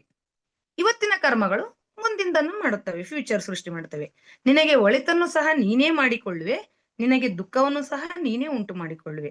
ವಿವೇಕ ಅಥವಾ ಅವಿವೇಕವನ್ನು ನೀನೇ ಸೃಷ್ಟಿಸಿಕೊಳ್ಳುವೆ. ನಿನ್ನ ಹಳೆಯ ಕರ್ಮಕ್ಕೆ ನೀನೇ ಹೊಣೆ. ನಿನ್ನ ಹಳೆಯ ಕರ್ಮವೇ ನಿನ್ನ ಪ್ರಸ್ತುತ ಜೀವನವನ್ನು ನಿರ್ಣಯಿಸುತ್ತದೆ. ನಿನ್ನ ಪ್ರಸ್ತುತ ಸಂದರ್ಭಗಳು ನಿನ್ನ ಮುಂದಿನ ಪರಿಸ್ಥಿತಿಗಳನ್ನು ನಿರ್ಣಯಿಸುತ್ತವೆ. ತುಂಬಾ ಸುಲಭ. ಇವತ್ತು ನಿನಗೆ ದುಃಖ ಇದೆಯೋ, ಆನಂದ ಇದೆಯೋ, ಸಂಪತ್ತಿದೆಯೋ, ಬಡತನ ಇದೆಯೋ, ಏನಿದೆಯೋ ಅದೆಲ್ಲದಕ್ಕೂ ನೀನೇ ಕಾರಣ ಅಷ್ಟೇ. ನಿನ್ನ ಕರ್ಮವೇ ಕಾರಣ ಅಷ್ಟೇ, ಇನ್ನೇನು ಇಲ್ಲ. ಅದಕ್ಕೆ ಆಧ್ಯಾತ್ಮಿಕ ಪುಸ್ತಕಗಳನ್ನ ಓದುತ್ತಿರುವಾಗ, ಧ್ಯಾನವನ್ನು ಮಾಡುತ್ತಿರುವಾಗ ಏನಾಗ್ತದೆ ಅಂದ್ರೆ, ಕರ್ಮದ ನಿಯಮವು ಬಂದಾಗ ಈ ಎಲ್ಲವೂ ಸಹ ಹೊರಟು ಹೋಗುತ್ತದೆ. ನಿಜವಾಗ್ಲು ಧ್ಯಾನಾಗ್ನಿ ದಗ್ಧ ಕರ್ಮಾಣ ಅಂತೀವಿ. ಧ್ಯಾನಾಗ್ನಿ, ಧ್ಯಾನದಿಂದ ಜ್ಞಾನ ಬಂದ್ಮೇಲೆ ಜ್ಞಾನಾಗ್ನಿ ದಗ್ಧ ಕರ್ಮಾಣ ಅಂದ್ರೆ ಜ್ಞಾನ ಅನ್ನೋ ಅಗ್ನಿಯಲ್ಲಿ ಬಿದ್ದಾಗ ಕರ್ಮ ಸುಟ್ಟು ಹೋಗ್ತದೆ. ಹೆಚ್ಚು ಕರ್ಮದ ನಿಯಮದ ಬಗ್ಗೆ ಯೋಚನೆ ಮಾಡಿದರೆ ನೀನು ಉತ್ತಮ ಆಧ್ಯಾತ್ಮಿಕ ವಿಜ್ಞಾನಿಯಾಗಿರುವೆ ಅಂತ ಯಾಗುವೆ ಅಂತ ಹೇಳ್ತಾರೆ. ಇಲ್ಲಿ ಮುಕ್ತಿ ಅಂದ್ರೆ ಎನ್ಲೈಟ್ಮೆಂಟ್. ಎನ್ಲೈಟ್ಮೆಂಟ್ ಅಥವಾ ಜ್ಞಾನೋದಯ ಅಂತೀವಲ್ಲ, ಜ್ಞಾನೋದಯ ಅಂದರೆ ಅರಸುವನು ಮುಕ್ತೋ. ಇಲ್ಲಿ ಒಂದು ಅಷ್ಟಾವಕ್ರ ಗೀತದಲ್ಲಿ ಒಂದು ಬರ್ತದೆ, ಮುಕ್ತಾಭಿಮಾನಿ ಮುಕ್ತೋ ಹಿ ಬಂಧೋ ಬದ್ಧಾಭಿಸ್ಯ. ಅಂದ್ರೆ ಇಲ್ಲಿ ನಾವು ಯಾವ್ದನ್ನ ಅಭಿಮಾನಿಸ್ತೀವೋ ಅದೇ ನಮಗೆ ಸಿಗುತ್ತದೆ. ನಿಮ್ಮ ಬುದ್ಧಿ ಯಾ ಮತಿ ಸಾ ಗತಿರ್ ಭವೇತ್ ಅಂದ್ರೆ ನಿಮಗೆ ಏನನ್ನ ಅಂದ್ರೆ ಯದ್ಭಾವಂ ತದ್ಭವತಿ ಅನ್ನೋದೇ. ಯಾವ ಮತಿ, ಹೇಗೆ ಮತಿ ಇರುತ್ತದೋ ಹಾಗೆ ನಮ್ಮ ಗತಿ ಆಗುತ್ತದೆ. Your mind is another word for believing ಅಂದ್ರೆ ನಿನ್ನ ಮನಸ್ಸು ಎಂಬುದೇ ನಿಮ್ಮ ನಂಬುಗೆ ಎಂಬುದಕ್ಕೆ ಪರ್ಯಾಯ ಪದ ಅಂತೇಳಿ ಇದು ಲೇಖನ ಮುಕ್ತಾಯ ಆಗುತ್ತೆ. ಇನ್ನು 5 ಬೆರಳುಗಳ ಕಾನ್ಸೆಪ್ಟ್ ಇಷ್ಟು ವಿಶೇಷ ಅಂದ್ರೆ ಪತ್ರಿಸರ್ ಅವ್ರದ್ದು 5 ಬೆರಳು ಹಿಡ್ಕೊಂಡೆ ಇಡೀ ಆಧ್ಯಾತ್ಮಿಕ ಜ್ಞಾನವನ್ನ ಕೊಡ್ತಾರೆ 5 ಬೆರಳುಗಳಲ್ಲಿ. ಇದರಲ್ಲಿ ಕಿರಿ ಬೆರಳು ನಿಮ್ಗೆ ಗೊತ್ತವ್ರದ್ದು, ಯಾವಾಗ್ಲೂ ಹೇಳ್ತಾರೆ ಕಿರಿ ಬೆರಳು ಯಾವ್ದ್ರ ಸಂಕೇತ? ಶರೀರ. ಇದು ಮನಸ್ಸು, ಇದು ಬುದ್ಧಿ, ಇದು ಆತ್ಮ, ಇದು ಸರ್ವಾತ್ಮ. ಅಬ್ಬಾ, ಅದಕ್ಕೆ ಇವೆರಡು ಒಂದೋದ್ರೆ ಆತ್ಮ ಮತ್ತು ಸರ್ವಾತ್ಮ ಒಂದಾಗುವುದು. ಈ 5 ಬೆರಳುಗಳನ್ನ ಹಿಡ್ಕೊಂಡೆ ನಮಗೆ ಇಡೀ ಆಧ್ಯಾತ್ಮಿಕ ಜ್ಞಾನ. ಅದರಲ್ಲಿ ಮನಸ್ಸು ಶೂನ್ಯವಾಗಬೇಕು, ನಮ್ಮ ಜ್ಞಾನೇಂದ್ರಿಯಗಳು ಬುದ್ಧಿಗೆ ಅಡಿಯಾಗಬೇಕು ಅಂತೇಳಿ ಹೇಳ್ತಾ, ಪ್ರತಿಯೊಂದು ಧ್ಯಾನದಲ್ಲಿ ಹೇಗೆ ಬದಲಾವಣೆ ಆಗುತ್ತೆ, ಈ ಬುದ್ಧಿಯನ್ನು ಶೂನ್ಯ ಹೇಗ್ ಮಾಡ್ಬೇಕು, ಒಂದೇ ಸಲಕ್ಕಾಗಲ್ಲ. 20%, 40%, 80%, 100% ಮಾಡ್ಬೇಕು. ಆಗ ನಾವು ಅದ್ಭುತವಾಗಿ ಇವುಗಳಿಗೆ ಶರಣಾದ್ರೆ ನಾವು ಆಟೋಮೆಟಿಕ್ ಆಗಿ ನಾವು ಧ್ಯಾನ ಸ್ಥಿತಿಗೆ ಹೋಗ್ತೀವಿ ಅನ್ನೋದನ್ನ ಒಂದು ಲೇಖನವಾಗಿ ಕಟ್ಟಿಕೊಟ್ಟಿದ್ದಾರೆ. ಇನ್ನು ಪತ್ರಿ ಮೇಡಮ್ ಅವ್ರು ಕೊಟ್ಟಿರುವ ಮೆಸೇಜ್ ಇದೆ, ತುಂಬಾ ಅದ್ಭುತವಾಗಿ ಕಟ್ಟಿಕೊಟ್ಟಿದ್ದಾರೆ ಇವರು ಧ್ಯಾನ ಯಾಗದಲ್ಲಿ. ಏನ್ ಹೇಳ್ತಾರೆ ಪತ್ರಿ ಮೇಡಮ್ ಅಂದ್ರೆ, ನೀವು ಇವತ್ತು ಕೂತಿದಿರಲ್ಲ PSSM, ಇಷ್ಟು ಜನ ಕೂತಿದಿರಲ್ಲ, ಇದೊಂದು ದೊಡ್ಡ ವೇದಿಕೆ ಇದೆಯಲ್ಲ, ಇದು ಒಂದು ದಿನದಲ್ಲಿ ಸೃಷ್ಟಿಯಾಗಿದ್ದಲ್ಲ. 40 ವರ್ಷಗಳ ಪ್ರಯಾಣ ಇದೆ ಇದರಲ್ಲಿ. ಅವರು ಮಾಡಿದಂತ ಪತ್ರಿಜಿ ಅವರು ಮಾಡಿದ ಕೃಷಿ ಸುಮ್ಮನೆ ವ್ಯರ್ಥವಾಗಲಿಲ್ಲ. ಒಂದೊಂದು ಊರಿಗೆ ಹೋಗ್ಬೇಕಾದ್ರೆ ಅವ್ರು ಎಷ್ಟು ಮಾಡಿದ್ರು. ನೀವೆಲ್ಲರೂ ಇಂದು ಹಾಯಾಗಿ ಕೈಲಾಸಪುರಿಯಲ್ಲಿ ಇರ್ತಾ ಇದ್ದೀರಿ, ಧ್ಯಾನವನ್ನ ಆಸ್ವಾದಿಸ್ತಾ ಇದ್ದೀರಿ. ಅವರ ಕನಸು ಇವತ್ತು ನನಸಾಗಿದೆ. ಸಾವಿರಾರು ಜನ ಹೀಗೆ ಧ್ಯಾನ ಮಾಡ್ಬೇಕನ್ನೋದು ಅವರ ಕನಸಾಗಿತ್ತು, ಹಾಗೇ ಆಗಿದೆ. 1985ರಲ್ಲಿ ನನ್ನ ಧ್ಯಾನ ಪ್ರಯಾಣ ಶುರುವಾಯ್ತು ಅಂತಾರೆ. ನೋಡ್ರಿ, ಪತ್ರಿಜಿ ಸರ್ ಅವ್ರ ಧ್ಯಾನ ಪ್ರಯಾಣ ಆರಂಭವಾಗಿ 5-6 ವರ್ಷದವರೆಗೆ ಮೇಡಮ್ ಮಾಡೇ ಇಲ್ಲ. ಇವ್ರದ್ದು ಮಾಡಿದ್ದು 85ರಲ್ಲಿ. ಹಾಗೆ ಅವ್ರು ಹೇಳ್ತಾರೆ, ಆರಂಭವಾಯ್ತು, ಅವಾಗ ಇಷ್ಟು ಜನ ಇರ್ಲೇ ಇಲ್ಲ. ಆದ್ರೆ ನನಗೆ ಯೇಸು ಕ್ರಿಸ್ತ ಧ್ಯಾನದಲ್ಲಿ ಒಂದು ಕಂಡು ನನಗೆ ರೋಗಗಳನ್ನು ಹೇಗೆ ಗುಣಪಡಿಸ್ಬೇಕು, ಹೀಲಿಂಗ್ ಪವರ್ ಕಲಿಸಿದ್ರು. ನಾನು ಅದನ್ನ ಮಾಡ್ತಾ ಇದ್ದೆ. ಆದ್ರೆ ಸ್ವಲ್ಪ ದಿನ ಆದ್ಮೇಲೆ ನನಗೆ ಅವಾಗ ಜ್ಞಾನ ಇರ್ಲಿಲ್ಲ, ನಾವ್ ಇನ್ನೊಬ್ರಿಗೆ ಹೀಲಿಂಗ್ ಮಾಡಬಾರ್ದು ಅನ್ನೋದು. ಆಮೇಲೆ ಆದುದರಿಂದ ಅದು ವಿಚಿತ್ರದಂತೆ ಕಾಣಿಸುತ್ತಪ್ಪ, ನಾವೇ ಇನ್ನೊಬ್ರಿಗೆ ಗುಣಪಡಿಸಬಹುದಾ ಅಂತೇಳಿ ಪತ್ರಿ ಮೇಡಮ್ ಎಷ್ಟೋ ಜನರಿಗೆ ಗುಣಪಡಿಸಿದ್ದಾರೆ, ಹೀಲಿಂಗ್ ಮಾಡಿದ್ದಾರೆ. ಆದ್ರೆ ಅದನ್ನು ಸ್ವಲ್ಪ ದಿನ ಮಾಡಿದ್ದೇವೆ. ಹೀಗೆ ಪತ್ರಿಜಿಯರು ಸಹ ಸರಳ ಮಾತುಗಳಲ್ಲಿ ಧ್ಯಾನ, ಸಸ್ಯಾಹಾರ ಇವೆಲ್ಲ ಹೀಲಿಂಗ್ ಬಿಟ್ಮೇಲೆ ಅವ್ರು ಬಿಟ್ಟಿದ್ದಾರೆ. ಈ ಶ್ವಾಸದ ಮೇಲೆ ಗಮನ, ಇವೆಲ್ಲ ಚಿಕ್ಕ ಚಿಕ್ಕ ಪದಗಳಲ್ಲಿ ಎಷ್ಟು ಜ್ಞಾನವನ್ನ ಕೊಟ್ಟಿದ್ದಾರೆ. ದೊಡ್ಡ ದೊಡ್ಡ ಪದಗಳನ್ನು ಬಳಸಲಿಲ್ಲ ಅವರು. ಆಯಾಮಗಳು, ಡೈಮೆನ್ಷನ್, ಗ್ಯಾಲಾಕ್ಸಿ ಇವೆಂದು ಹೇಳೇ ಇಲ್ಲ ಅವರು. ಬಹಳ ಸಿಂಪಲ್. ಆನಾಪಾನ ಸತಿ ಧ್ಯಾನ, ಉಸಿರಾಟವನ್ನ ನೋಡ್ಕೋಬೇಕು. ಜೊತೆಗೆ ಅವ್ರು ಹೇಳಿದ್ರು, ನಾವು ಆ ಗ್ಯಾಲಕ್ಸಿಗೆ ಹೋಗಿದ್ವಿ, ಈ ಗ್ಯಾಲಕ್ಸಿಗೆ, ಮೊದ್ಲು ನಾವು ಈ ಭೂಮಿ ಮೇಲಿದೀವಿ, ಹೇಗೆ ಊಟ ಮಾಡ್ಬೇಕು, ಹೇಗೆ ಮಾತಾಡ್ಬೇಕು, ಹೇಗೆ ಎಲ್ಲರೊಂದಿಗೆ ಬೆರೆತಿರ್ಬೇಕು, ಹೇಗೆ ಮರ್ಯಾದೆ ಕೊಡಬೇಕು, ಪ್ರೇಮ ಹೇಗಿರ್ಬೇಕು, ಎಲ್ಲರ ಜೊತೆ ಪ್ರೀತಿ, ಇದನ್ನ ನಾವು ಫಸ್ಟ್ ಕಲಿಬೇಕು. ಭೂಮಿ ಮೇಲಿದೀವಿ, ಈ ಉನ್ನತ ಲೋಕದಲ್ಲ ಅಂತೇಳಿ ಹೀಗೆ ಅವರು ಅದ್ಭುತವಾಗಿ ಜೀವನ ಮಾರ್ಗವನ್ನು ನಮಗೆ ಹೇಳಿಕೊಟ್ಟಿದ್ದಾರೆ. ಬಹಳ ಅದ್ಭುತವಾಗಿ ಅಹಂಕಾರ ನಾವು ಬಿಡಬೇಕು, ಕಡಿಮೆ ಮಾಡ್ಕೋಬೇಕು ಅಂತೇಳಿ ಅವ್ರದ್ದು ಮೆಸೇಜ್ ಇದೆ. ಇದಾದ್ಮೇಲೆ ನಿಮಗೆ ಗೊತ್ತು, ನಮ್ಗೆಲ್ಲರಿಗೂ ಒಂದು ಅದ್ಭುತವಾದ ಸಂತೋಷದ ವಿಷಯ ಅಂದ್ರೆ, ಪ್ರತಿ ವರ್ಷ ಇನ್ನು ಮೇಲೆ ಡಿಸೆಂಬರ್ 21 ಯಾವ ದಿನ? ವರ್ಲ್ಡ್ ಮೆಡಿಟೇಷನ್ ಡೇ, ವಿಶ್ವ ಧ್ಯಾನ ದಿನ ಅಂತ ಆಚರಿಸ್ತೀವಿ. ತಮ್ಗೆ ಗೊತ್ತಿರ್ಲಿ, ಇದರ ಹಿಂದೆ ಅತ್ಯಂತ ಹೆಚ್ಚು ಕೃಷಿ ಮಾಡಿದವರು ಅಂದ್ರೆ, ಈ ಮುಂದೊಂದು ದಿನ ಇಂಥದ್ದು ಬಂದೇ ಬರ್ತದೆ ಅಂತ ಹೇಳಿದವರು ಪತ್ರಿಜಿ ಸರ್ ಅವರು. ಯಾಕೆಂದ್ರೆ ಅವ್ರಿಗೆ 193 ರಾಷ್ಟ್ರಗಳು, ಅದರಲ್ಲಿ ಯಾವ್ಯಾವ ಅಂದ್ರೆ ನೇಪಾಳ, ಶ್ರೀಲಂಕಾ, ಮೆಕ್ಸಿಕೋ, ಈ ಎಲ್ಲ ದೇಶಗಳು ಸೇರಿ ವಿಶ್ವಸಂಸ್ಥೆಯಲ್ಲಿ 7ನೇ ತಾರೀಕು ಒಂದು ಪ್ರಸ್ತಾವನೆ ಇಡ್ತವೆ. ಏನಂತ ಹೇಳಿದ್ರೆ, ಈ ರೀತಿ ಡಿಸೆಂಬರ್ 21 ಧ್ಯಾನ ದಿನ ಅಂತ ಘೋಷಣೆ ಮಾಡ್ರಿ ಅಂತ. ಆ ಎಲ್ಲ ದೇಶಗಳ ಒಪ್ಪಿಗೆ ಮೇರೆಗೆ ಘೋಷಣೆಯೂ ಆಯ್ತು, ಆಚರಣೆಯೂ ಆಯ್ತು. ಮೊನ್ನೆ ನೀವು ನೋಡಿದಿರಿ. ವಿಶೇಷವಾಗಿ ನ್ಯೂಯಾರ್ಕ್ ವಿಶ್ವಸಂಸ್ಥೆಯ ಕಚೇರಿಯಲ್ಲಿ ಧ್ಯಾನದ ಬಗ್ಗೆ ಮಾತಾಡ್ಲಕ್ ಹೋದವ್ರು ಯಾರು ಅಂದ್ರೆ, Pandit Ravishankar Guruji, art of living ನವರು. ಸರಿ, ಹಾಗಾದ್ರೆ ನಮ್ಮ ಭಾರತ ದೇಶವನ್ನ ಪವಿತ್ರ ಭೂಮಿ, ಕರ್ಮಭೂಮಿ, ಧ್ಯಾನ ಭೂಮಿ ಅಂತೀವಿ ನಾವು ಅಂತ ಹೇಳ್ತಾ, ಪತ್ರಿ ಸರ್ ಅವರು ವಿಶ್ವ ಧ್ಯಾನ ಯೋಗಿ ಅಂತ ಹೇಳ್ತಾ ಇದ್ದಾರೆ. ಈ ಲೇಖನವನ್ನು ಬರೆದವರು ಯಾರು ಅಂದ್ರೆ ಡಾಕ್ಟರ್ ಗೋವಿಂದ ರಾಜು ಅವರು. ಅವ್ರು ಹೇಳ್ತಾರೆ, 40 ವರ್ಷಗಳ ಪತ್ರಿಜಿಯವರ ಪ್ರಯಾಣ ಒಂದು ಸ್ಪಿರಿಚುವಲ್ ಕರ್ನೂಲ್ನಲ್ಲಿ 1990ರಲ್ಲಿ ಆಂಧ್ರದಲ್ಲಿ ಫಸ್ಟ್ ಕರ್ನೂಲ್ನಲ್ಲಿ ಶುರುವಾಯ್ತು. ಏನು PSSM ಮೂವ್ಮೆಂಟ್. ಅಲ್ಲಿ ಬುದ್ಧ ಪಿರಮಿಡ್ ನಿಂದ ಆರಂಭವಾಗಿದ್ದು ಇವತ್ತು ಸಾವಿರ ಪಿರಮಿಡ್ಗಳು. ಆದ್ರಿಂದ ಪತ್ರಿಜಿಯವರು ವಿಶ್ವ ಧ್ಯಾನ ದಿನದ ಬಗ್ಗೆ ಇವತ್ತು ಇಷ್ಟೆಲ್ಲ ಆಗ್ಬೇಕು, ಕೋಟ್ಯಾಂತರ ಜನರು ಅಂದ್ರೆ ಅದಕ್ಕೆ ಪತ್ರಿಜಿಯವರೇ ಕಾರಣ ಅಂತೇಳಿ, ಪಿರಮಿಡ್ ವ್ಯಾಲಿ ಬಗ್ಗೆ ಎಲ್ಲವೂ ಎಲ್ಲೆಲ್ಲಿ ದೊಡ್ಡ ದೊಡ್ಡ ಪಿರಮಿಡ್ಗಳಿದೆ ಅನ್ನೋದ್ರ ಬಗ್ಗೆ ಬರ್ಕೊಟ್ಟಿದ್ದಾರೆ. ಇನ್ನು ನೆಕ್ಸ್ಟ್, ಮಾಂಸಾಹಾರವು ಮಾನವನ ಆಹಾರ ಅಲ್ಲ. ಇಷ್ಟು ಅದ್ಭುತವಾಗಿದೆ ಇದು ಲೇಖನ ಅಂದ್ರೆ, ಪ್ರಾಣಿಗಳಿಗೆ, ನಮ್ಮ ಆಹಾರಕ್ಕೂ ಪ್ರಾಣಿಗಳು ಏಕೆ ಮಾಂಸಾಹಾರ ಮನುಷ್ಯನ ಆಹಾರ ಅಲ್ಲ ಅನ್ನೋದನ್ನ, ಅದು ಹೇಗೆ ದುಃಖಕ್ಕೆ ಕಾರಣ ಆಗ್ತದೆ, ಹೇಗೆ ಕಾಯಿಲೆಗಳಿಗೆ ಕಾರಣ ಆಗ್ತದೆ. ನಾನೇಕೆ 2 ಕಥೆಗಳದಾವೆ ಇದ್ರಲ್ಲಿ. ಒಂದು ಪುಸ್ತಕದಲ್ಲಿ ಒಬ್ಬ ಕತೆ ಬರ್ದಿನ, ನಾನು ಒಂದು ಕತೆ ಹೇಳ್ತೀನಿ, ನಾನು ನಿಮಗೆ 2 ಕತೆ ಹೇಳ್ತೀನಿ. ಇಲ್ಲ ಅಂದ್ರೆ ಓಕೆ, 2 ಕತೆ ಹೇಳೋಣ. ಏನಾಗ್ತದೆ ಒಂದು ಕತೆ ಅಂದ್ರೆ, ಒಬ್ಬ ಮಾಂಸದ ವ್ಯಾಪಾರಿ ಓಕೆ ಡಾಕ್ಟರ್ ಹತ್ರ ಹೋಗ್ತಾನೆ. 4 ವರ್ಷದ ಮಗ, ಎಲ್ಲ ಕೈ ಬೆರಳುಗಳು ಕಟ್ಟಾಗಿ ಬಿಟ್ಟಿದಾವೆ, ರಕ್ತ ಸೋರ್ತಾ ಇದೆ, ಇವನಿಗೆ ಅಳು ಬರ್ತಾ ಇದೆ. ಮಗು 4 ವರ್ಷದ ಮಗು ಬರೀ, ಡಾಕ್ಟ್ರೇ ಹೇಗಾದ್ರೂ ಮಾಡಿ ನನ್ನ ಮಗನ ಈ ಬೆರಳುಗಳಿಗೆ ಏನಾದ್ರೂ ಮಾಡಿ, ರಕ್ತ ಹರಿತಾ ಇದೆ ಅಂತ ಗಾಬರಿ ಆಗಿದ್ದಾನೆ. ಡಾಕ್ಟರ್ ಅವುಗಳಿಗೆಲ್ಲ ಬ್ಯಾಂಡೇಜ್ ಹಾಕಿ, ನೀನ್ ಏನ್ ಮಾಡ್ತೀಯಪ್ಪ, ನಿಂದೇನ್ ಉದ್ಯೋಗ ಅಂತ ಕೇಳ್ತಾನೆ. ಅವಾಗ ಅವನು ತಲೆ ತಗ್ಗಿಸ್ತಾನೆ. ಯಾಕೆ? ಪಕ್ಕದವನು ಹೇಳ್ತಾನೆ, ಯಾಕೆ ತಲೆ ತಗ್ಗಿಸಿದಂದ್ರೆ, ಇವನು ಮಾಂಸದ ವ್ಯಾಪಾರಿ, ಮತ್ತೆ ಇದು ಹೇಗೆ ಹೀಗಾಯ್ತು ಅಂದ್ರೆ, ನಾನು ಮಾಂಸನ ಹಿಂಗ ಕಟ್ ಮಾಡ್ತಾ ಇದ್ದೆ, ತುಂಡು ಮಾಡ್ತಾ ಇದ್ದೆ, ಅಚಾನಕ್ಕಾಗಿ ಇವನು ಬಂದು ಕೈ ಇಟ್ಟ. ಯಾರು? ಆ ಮಗ, ಅವನ್ ಮಗನೇ, 4 ವರ್ಷದ ಮಗ. ಸರಿ, ನಿನ್ನ ಮಗನ ಬೆರಳು ಕಟ್ಟಾಗಿರೋದಕ್ಕೆ ನಿನಗಿಷ್ಟು ನೋವಾಗ್ತಾ ಇದೆ, ಪ್ರತಿದಿನ ಆ ಜೀವಿಯನ್ನ ಕತ್ತು ಕೊಯ್ದು ತುಂಡು ತುಂಡು ಮಾಡಕತ್ತಿಲ್ಲ, ಅದಕ್ಕೆ ಇಷ್ಟು ನೋವಾಗ್ಬೋದು ಅಂತ ಡಾಕ್ಟರ್ ಕೇಳ್ತಾರೆ. ಆ ಕ್ಷಣದಲ್ಲಿ ಅವನ ಮನಸ್ಸು ಕಂಪ್ಲೀಟ್ ಪರಿವರ್ತನೆ ಆಗುತ್ತೆ. ನಾನು ಇಂಥ ತಪ್ಪು ಮಾಡ್ತಾ ಇದ್ದೀನಲ್ಲ ಅಂತೇಳಿ ಅವನು ನರಳಿ ಇಷ್ಟು ಮನಸ್ಸು ಶಾಂತ ಮಾಡ್ಕೊಂಡಿದ ಮೇಲೆ, ನಾನು ಸಜ್ಜನರ ಸಾಂಗತ್ಯದಲ್ಲಿ ಇರ್ತೀನಿ ಅಂತ ಬದಲಾಗ್ತಾನೆ. ಇನ್ನೂ ಒಂದು ಕತೆ ಇದೆ, ಇದಂತೂ ಎಷ್ಟು ಕರಳು ಇಸುತ್ತದಂದ್ರೆ, ಒಬ್ಬ ಬೇಟೆಗಾರ ಬಹಳಷ್ಟು, ಅವನಿಗೆ ದಿನಾಲು ಕನಿಷ್ಠ 2 ಪಕ್ಷಿಗಳನ್ನ ಕೊಂದು ಮಾಂಸ ತಿನ್ಬೇಕು. ಅವನು ಅಷ್ಟು ಪ್ರೀತಿ ಆ ಮಾಂಸದ ಮೇಲೆ. ಆದ್ರೆ ಅವನೊಂದು ಪುಸ್ತಕ ಬರದ, ನಾನೇಕೆ ಮಾಂಸ ತಿನ್ನುವುದನ್ನು ಬಿಟ್ಟೆ ಅನ್ನೋದೇ ಒಂದು ಪುಸ್ತಕ ಬರದ. ಎಲ್ರಿಗೂ ಕುತೂಹಲ, ತಾನೂ ಬಿಟ್ಟಾನ, ಅದೇ ಒಂದು ಪುಸ್ತಕ ಬರೆದು ಎಲ್ರಿಗೂ ಹಂಚಕತನ, ಏನಿರ್ಬೋದು ಅಂತೇಳಿ. ಯಾಕಂದ್ರೆ ಅವನು ಹೇಳ್ತಾನೆ, ಪ್ರತಿದಿನ ನನಗೆ 2 ಪಕ್ಷಿಗಳನ್ನು ಕೊಂದು ತಿನ್ನುವ ಅಭ್ಯಾಸವಿತ್ತು. ಒಂದು ದಿನ ಬಹಳ ಉಷ್ಣತೆ, ಫುಲ್ ಹೀಟ್ ಆಗಿಬಿಟ್ಟಿತ್ತು. ಕಾರಣ ಯಾವುದೇ ಪಕ್ಷಿಗಳಲ್ಲಿ ಕಾಣ್ತಾ ಇಲ್ಲ. ಬೇಟೆಯಾಡುವ ಇಚ್ಛೆಯಿಂದ ಮನೆಯಿಂದ ದೂರ ಹೋದೆ, ಅರಣ್ಯಕ್ಕೆ ಹೋದೆ. ಅಲ್ಲಿ ಒಂದು ಮರದ ಮೇಲೆ 2 ಪಕ್ಷಿಗಳು ಜೋಡಿಯಾಗಿ ಕೂತಿದ್ವು. ಅದು ನೋಡಿದ ತಕ್ಷಣ ನನಗೆ ಬಾಯಿಯಲ್ಲಿ ನೀರು ಬಂತು. ನನಗೆಲ್ಲ, ಆ ಬೇಟೆಗಾರನಿಗೆ ಬಾಯಿಯಲ್ಲಿ ನೀರು ಬಂದು, ಯಾಕೆ? ಅದು ಮಾಡಿ ತಿಂದಿನೇನು ಅಂತ ಫೀಲಿಂಗ್ ಮಾಡಕತ್ತ, ನಾವು ತಿನ್ಬೇಕು ಅಂತ, ಅದಕ್ಕೆ ಅದು ಬಾಯಿಯಲ್ಲಿ ನೀರು ಬಂತು. ತಕ್ಷಣ ನಾನು ಕೋವಿಂದ ಗುರಿ ಇಟ್ಟು ಹೊಡೆದೆ. ಒಂದು ಪಕ್ಷಿ ಕೆಳಗ್ ಬಿದ್ದು ಬಿಡ್ತು ನನ್ನ ಗುರಿಗೆ. ಇನ್ನೊಂದು ಪಕ್ಷಿ ಅದು ಒದ್ದಾಡಿ ಆ ಗುರಿಗೆ ಒಂದು ಕೆಳಗ್ ಬಿದ್ದು ಒದ್ದಾಡಿ ಪ್ರಾಣ ಬಿಟ್ಟಿತ್ತು. ಇನ್ನೊಂದು ಪಕ್ಷಿ ಮರದ ಮೇಲೆ ಸುತ್ತಾ ಇತ್ತು. ಅದು ಮರದ ಮೇಲೆ ಕುಳಿತರೆ ಅದನ್ನು ಬೇಟೆಯಾಡೋಣ ಅಂತ ಅನ್ಕೊಳ್ತಾ ಇದ್ದೆ. ಅಷ್ಟರಲ್ಲಿ ಅದು ಪಕ್ಷಿ ಗಿಡದ ಮೇಲೆ ಹಾರಿ ಹೋಗಿ ಆಕಾಶಕ್ಕೆ ಹೋಗಿ ಗಿರನೆ ತಲೆ ಕೆಳಗ್ ಮಾಡಿ ತಿರುಗಾಡಿ ಆ ಮೊದಲಿನ ಪಕ್ಷಿ ಎಲ್ಲಿ ಬಂದಿತ್ತೋ ಇದು ಕೂಡ ಬಂದು ಅಲ್ಲೇ ಬಿದ್ದು ತನ್ನ ಪ್ರಾಣವನ್ನ ಬಿಟ್ಟು ಬಿಟ್ಟಿತ್ತು.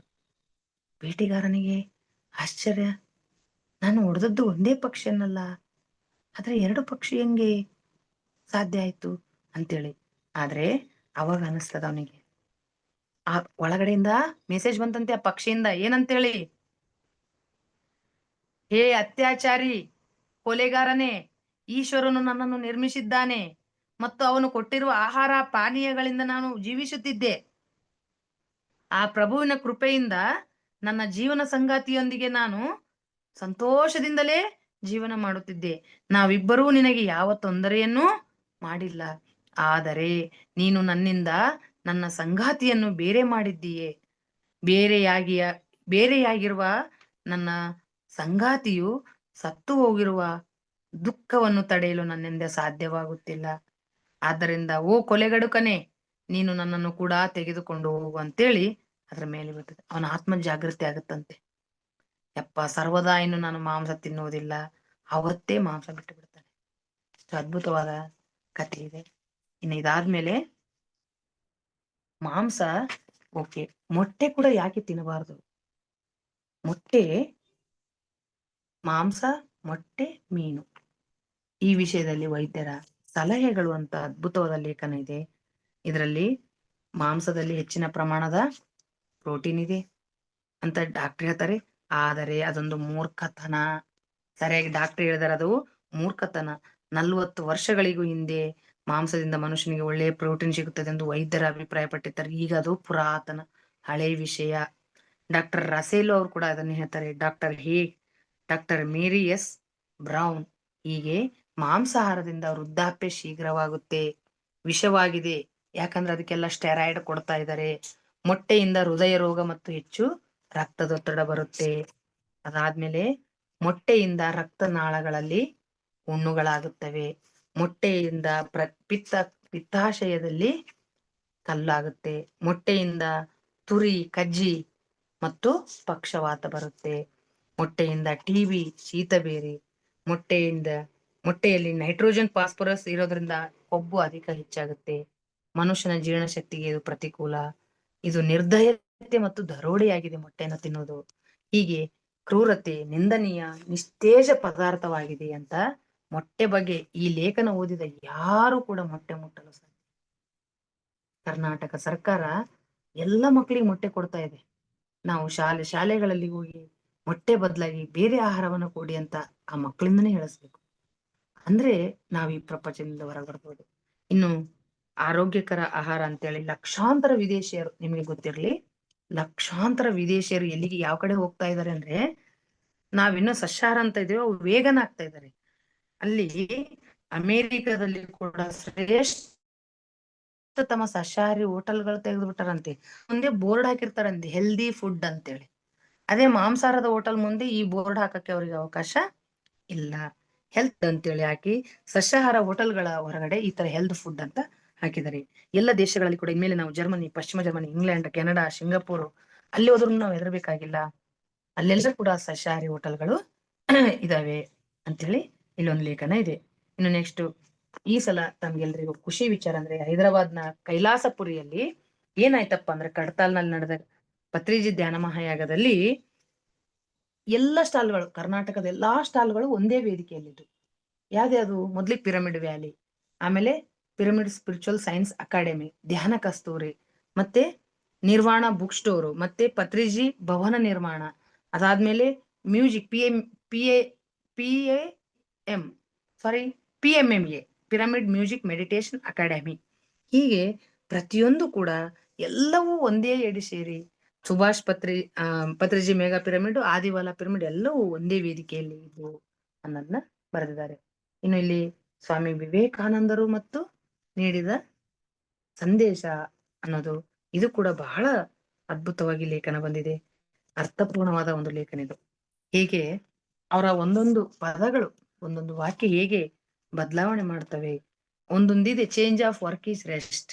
ನಾವ್ ಅನ್ಕೋತೀವಿ ರೆಸ್ಟ್ ರೆಸ್ಟ್ ಒಟ್ಟು ಯಾವಾಗ್ಲೂ ಕೆಲಸ ಮಾಡೋದು. ಅವ್ರು ಹೇಳ್ತಾರೆ ಕೆಲಸದಲ್ಲಿಯ ಬದಲಾವಣೆಯೇ ವಿಶ್ರಾಂತಿ. You can do anything and everything. ನೀವ್ ಏನ್ ಬೇಕಾದ್ರೂ ಸಾಧಿಸಬಲ್ಲಿರಿ. ಹೀಗೆ ಟನ್ ಆಫ್ ನಾಲೆಡ್ಜ್ಗಿಂತ ಔನ್ಸ್ ಆಫ್ ಆಚರಣೆ ಇರಬೇಕು, ಅಪ್ಲಿಕೇಶನ್ ಇರಬೇಕು ಅಂತೇಳಿ. ಹೀಗೆ ಪ್ರತಿಯೊಬ್ಬ ಇಂಥ ವ್ಯಕ್ತಿಯ ಇದರಲ್ಲಿ ನಡಿಬೇಕು ಅಂತೇಳಿ ಬಹಳ ಅದ್ಭುತವಾಗಿ ಇಲ್ಲಿ ಇನ್ನೊಂದು ವಾಕ್ಯ ಇದೆ. ಏನಂತಂದ್ರೆ, ಅತ್ಯದ್ಭುತ ಸತ್ಯಗಳನ್ನು ಗ್ರಂಥಗಳಿಂದ ಹೊರತೆಗೆದು ನಾಡಿನ ಮೇಲೆ ತೂರಬೇಕು. ಓದಿ ಆ ವಿಷಯಗಳನ್ನೆಲ್ಲ ಎಲ್ರಿಗೂ ಮುಟ್ಟಿಸ್ಬೇಕು ಅನ್ನೋದು ಇವರ ಲೇಖನ. ಇನ್ನೊಂದು ತಮಗೆ ಗೊತ್ತಿರುವಂತದ್ದು, ಇದು ಒಂದು ಪದಬಂಧ, ಆಧ್ಯಾತ್ಮಿಕ ಪದಬಂಧ ಪ್ರತಿ ತಿಂಗಳಿರುತ್ತೆ. ತುಮಕೂರಿನಲ್ಲಿ ಪಿರಮಿಡ್ಗಳ ಭೂಮಿ ಪೂಜೆಗೆ ನಿರ್ಮಾಣಕ್ಕೆ ಶಂಕುಸ್ಥಾಪನೆ. 2 ಪಿರಮಿಡ್ಗಳು, ಅದು ರೂಪ್ ಟಾಪ್ ಮನೆ ಮೇಲೆ. ಇನ್ನು ಇದು ಪಿರಮಿಡ್ ಮಾಸ್ಟರ್ಗಳಿಗೆ ಜನವರಿ ಆಗಿರೋದ್ರಿಂದ 18 ಪ್ರಿನ್ಸಿಪಲ್ಸ್. ಯಾರು ಬೇಕಾದ್ರೆ ಇದನ್ನ ತೆಗೆದು ಕಟ್ಔಟ್ ಮಾಡಿ ಲ್ಯಾಮಿನೇಷನ್ ಮಾಡಿ ಇದು ಮಾಡಬಹುದು. ಇನ್ನೊಂದು ಧ್ಯಾನ ಕಸ್ತೂರಿಯನ್ನು ಎಲ್ಲರೂ ಓದಿಸಿ ಚಂದದಾಗ್ರಿ ಆಗಬೇಕು ಅಂತ ರಿಕ್ವೆಸ್ಟ್ ಕಳಿಸಲಾಗಿದೆ. ಈ ಲೇಖನ ತುಂಬಾ ಚೆನ್ನಾಗಿದೆ. ಆಗ್ಲೇ ಹೇಳಿದೆ, ಎಲ್ಲವೂ ಚೆನ್ನಾಗಿದ್ದಾವೆ. ಸ್ವಾಮಿ ವಿವೇಕಾನಂದರು ಮತ್ತು ವಿಜ್ಞಾನ, ಇದೊಂದು ಕಾಲ್ಪನಿಕ ಚಿತ್ರ. ಅವ್ರು ಹೇಳ್ತಾರೆ 1893ರಲ್ಲಿ ಸ್ವಾಮಿ ವಿವೇಕಾನಂದರು ಅಮೆರಿಕದ ಚಿಕಾಗೋ ಉಪನ್ಯಾಸದಲ್ಲಿ ಹೇಳಿದ್ರು. ಆ ವಿಶ್ವಧರ್ಮ ಸಮ್ಮೇಳನದಲ್ಲಿ ಕೆಲವೇ ನಿಮಿಷಗಳು ಅವ್ರು ಮಾತಾಡಿದ್ದು, ಆದ್ರೆ ಇಡೀ ಪ್ರಪಂಚಕ್ಕೆ ತಲುಪಿದ್ರು.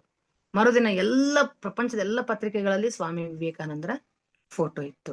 ಅಷ್ಟೇ ಅಲ್ಲ, ಅವರು ವಿಜ್ಞಾನಿಗಳು ಆ ಸಮ್ಮೇಳನದಲ್ಲಿ ಹಲವಾರು ಜನ ವಿಜ್ಞಾನಿಗಳು ಕೂಡ ಭಾಗವಹಿಸಿದ್ರು. ಹೀಗೆ ಇದೊಂದು ವಿಜ್ಞಾನದ ಅಷ್ಟೇ ಅಲ್ಲದೆ ಅದನ್ನೇ ಎಲ್ರಿಗೂ ಹೇಳ್ತಿದ್ರಂತ, ಇದನ್ನ ಕಣ್ಣಿಗೆ ಕಾಣುವ, ಕಣ್ಣಿಗೆ ಕಾಣದ 2 ಜಗತ್ತುಗಳಿದಾವೆ. ನಾನು ಅದನ್ನ ಹೇಳ್ತೀನಿ, ಕಾಣದ ಜಗತ್ತು ಹೇಗಿದೆ ಅಂತ. ಅದನ್ನ ಒಂದು ಸೂತ್ರ ರೂಪದಲ್ಲಿ ಹೇಳ್ರಿ ಅಂತ ವಿಜ್ಞಾನಿಗಳು ಹೇಳಿದ್ರೆ ಯಾರಿಗೂ ಆಗಿರ್ಲಿಲ್ಲ. ಅದು ಮೊನ್ನೆ ಅಷ್ಟೇ ಇಸ್ರೋ ವಿಜ್ಞಾನಿಗಳು ಅದನ್ನ ಪತ್ತೆ ಹಚ್ಚಿದ್ದಾರೆ. ಅದೇ ರೀತಿ ಈ ಸೂಕ್ಷ್ಮ ಜಗತ್ತು, ಕಾಣುವ ಮತ್ತು ಕಾಣದ ಜಗತ್ತಿನ ಬಗ್ಗೆ ವಿವರಣೆ ಇದೆ.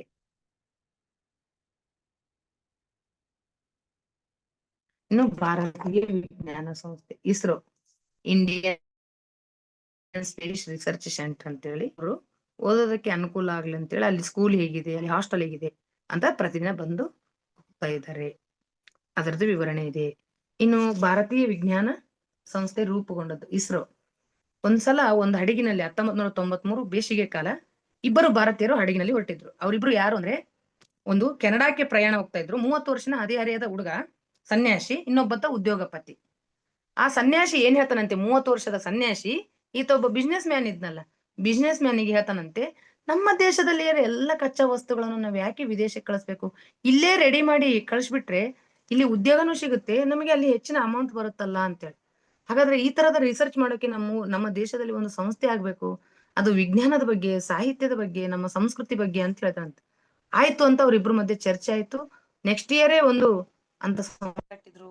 ಅವ್ರು ಬೇರೆ ಯಾರಲ್ಲ, ಸನ್ಯಾಸಿ ವಿವೇಕಾನಂದರು ಮತ್ತು ಆ ಇನ್ನೊಬ್ಬವರು ಯಾರು ಅಂದ್ರೆ JN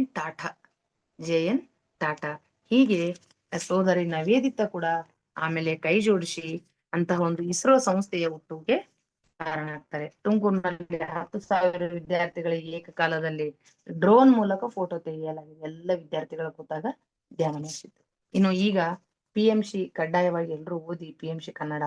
ಯಾಕೆಂದ್ರೆ ನಿಮ್ಗೆ ಈಗ ಧ್ಯಾನ ಕಸ್ತೂರಿ PMC 2 ಒಟ್ಟಿಗೆ ಆಗಿ PMC ಮೂಲಕನೇ ಪಬ್ಲಿಕೇಶನ್ ಆಗ್ತಾ ಇದೆ. PMC ಅನ್ನು ನೋಡಿಸಿ ಚಂದದಾರರಾಗಿದೆ.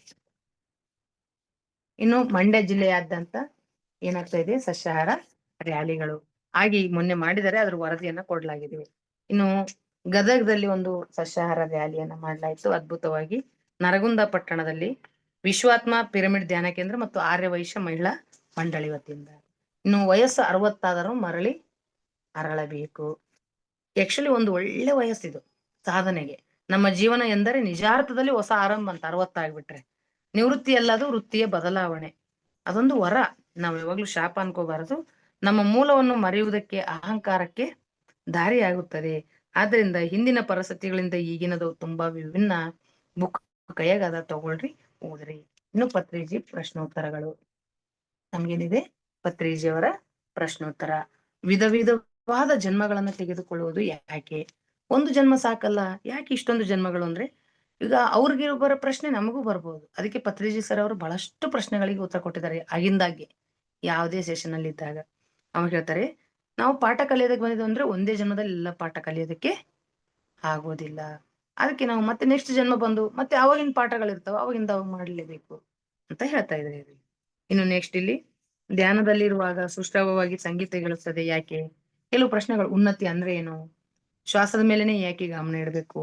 ಹೀಗೆ ಎಲ್ಲ ಪ್ರಶ್ನೆಗಳಿಗೂ ಹೊಸ ಕಟ್ಟಡಗಳ ನಿರ್ಮಾಣ ಮಾಡುವ ಮೊದಲು ಭೂಮಿ ಪೂಜೆ ಯಾಕೆ ಮಾಡ್ತಾರೆ? ಅದನ್ನು ಉತ್ತರ ಕೊಟ್ಟಿದ್ದಾರೆ ಇದರಲ್ಲಿ. ಕರ್ಮಯೋಗ ಅಂದರೇನು? ಹೀಗೆ. ಇನ್ನು ಗೌರಿಬಿದ್ನೂರ್ನಲ್ಲಿ ಡಾಕ್ಟರ್ ಎಚ್.ಎನ್. ನ್ಯಾಷನಲ್ ಹೈಸ್ಕೂಲ್ ಆವರಣದಲ್ಲಿ ಪ್ರಥಮ ವಿಶ್ವ ಧ್ಯಾನ ದಿನವನ್ನು ಆಚರಿಸಲಾಯಿತು. ಅದನ್ನು ಕೊಟ್ಟಿದ್ದಾರೆ. ಇನ್ನು ಆಚರಣೆಯಲ್ಲಿ ಆಧ್ಯಾತ್ಮಿಕ ಕಾರ್ಯಾಗಾರ. ಇಷ್ಟು ತುಮಕೂರಿನಲ್ಲಿ ಮಾಡಿದ್ದು ಇದೇ ಕಾರ್ಯಾಗಾರ. ಈಗ ನೆಕ್ಸ್ಟ್ ದಾವಣಗೆರೆಯಲ್ಲಿದೆ ಇದೇ ಭಾನುವಾರ. ಅನುಕೂಲ ಇದ್ದವ್ರು ದಯವಿಟ್ಟು ಅಟೆಂಡ್ ಮಾಡ್ರಿ.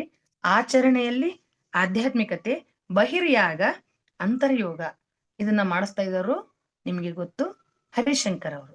ಬಹಳ ಚೆನ್ನಾಗಿ ಬಹಳ ಟ್ರಾನ್ಸ್ಫಾರ್ಮೇಶನ್ ಇರುತ್ತೆ. ಸುಮ್ನೆ ಧ್ಯಾನ ಮಾಡಿ ಅವತ್ತಿನ ದಿನ ಸಂಡೇ ಆದ ಹೇಗಿದ್ರು ಊಟ ಮುಗಿಸ್ಕೊಂಡು ಬರ್ಬೋದು. ಈಗ ನೆಕ್ಸ್ಟ್ ಇಲ್ಲಿ ಧ್ಯಾನದ ವಿಧಾನ 4 ಯುಗಗಳು ಅಂತ ಹೇಳ್ತಾರೆ ಇಲ್ಲಿ ಮಾನವನ ಜೀವನದಲ್ಲಿ ಯಶಸ್ಸು ಕಾಣಲು ಗಳಿಸಬೇಕಾದ ಅತ್ಯಂತ ಶಕ್ತಿಶಾಲಿ ಅಸ್ತ್ರ, ದೇವ ಮತ್ತು ಮಾನವರ ನಡುವೆ ಇರುವ ಆಂತರಿಕ ಸಂಬಂಧ ಅಂತೇಳಿ 4 ವಿಷಯಗಳ ಕುರಿತ ಪುಸ್ತಕಗಳ ಇದಾವೆ ಅನ್ನೋದನ್ನ ಇವರು ಮತ್ತೆ ಈ 4 ಕಾಲಘಟ್ಟಗಳು ಯಾವ್ಯಾವ ಅಂದ್ರೆ ಸತ್ಯಯುಗ, ಕಲಿಯುಗ ಇವೆಲ್ಲವೂ ಒಟ್ಟಿಗೆ ನಡೆದಿದ್ದಾವೆ. ಈಗ ನಾವು ಧ್ಯಾನ ಮಾಡ್ತಾ ಇದೀವಿ ಸಜ್ಜನ ಸಾಂಗತ್ಯದಲ್ಲಿ ಅಂದ್ರೆ ನಾವು ಸತ್ಯಯುಗದಲ್ಲಿ ಇದೀವಿ ಅಂತಾನೆ ಅರ್ಥ.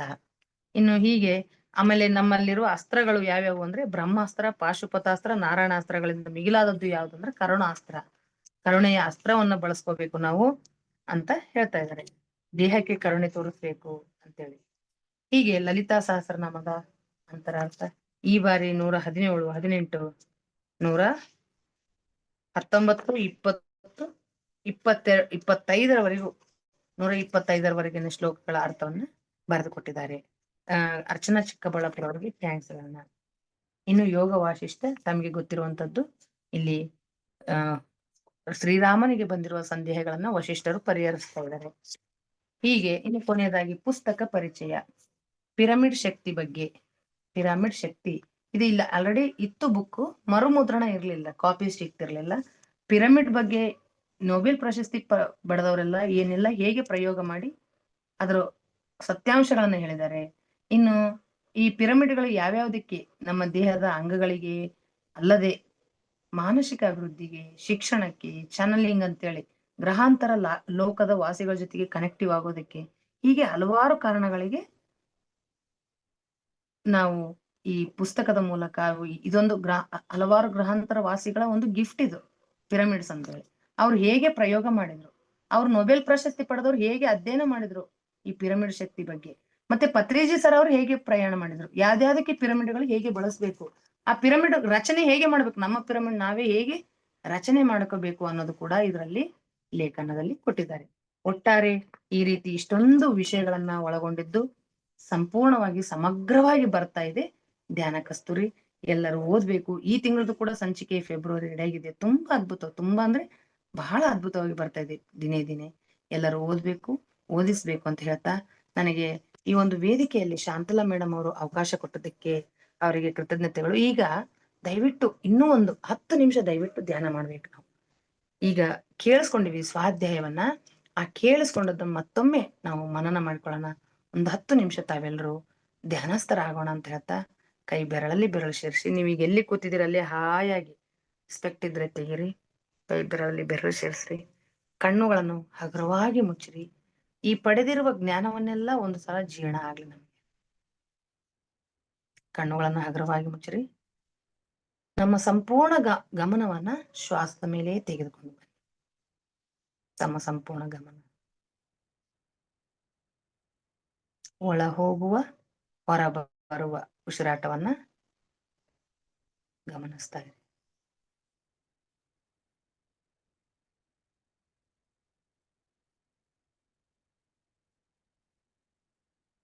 ಪ್ರತಿಯೊಂದು ಉಸಿರನ್ನ ಗಮನಿಸ್ತಾ ಇರಿ. ನಮ್ಮ ಉಸಿರೇ ನಮಗೆ ಗುರು. ಹೊರಗಡೆ ಯಾವ ಶಬ್ದದ ಕಡೆ ಲಕ್ಷ್ಯ ಕೊಡ್ಬೇಡಿ, ನಿಮ್ಮ ಆಲೋಚನೆ ಕಡೆ ಕೂಡ ಬೇಡ. ಕೇವಲ ಉಸಿರಾಟ ಗಮನಿಸ್ತಾರೆ.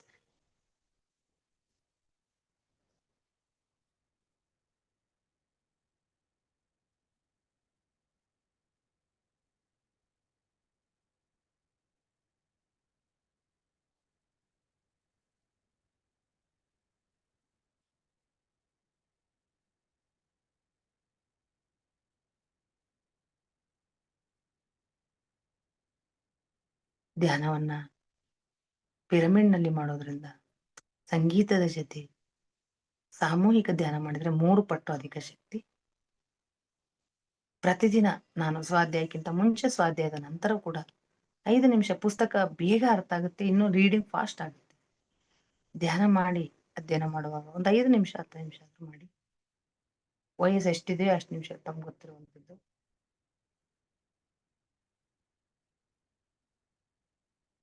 ಉಸಿರಾಟ ಗಮನಿಸ್ತಾ ಇರಿ. ಈಗ ಒಂದು 5 ನಿಮಿಷ ಸಂಗೀತದೊಂದಿಗೆ ಧ್ಯಾನ ಮಾಡೋಣ. ಮೇಡಮ್, ಒಂದು ಮ್ಯೂಸಿಕ್ ಪ್ಲೇ ಮಾಡ್ತೀರಾ ಪ್ಲೀಸ್?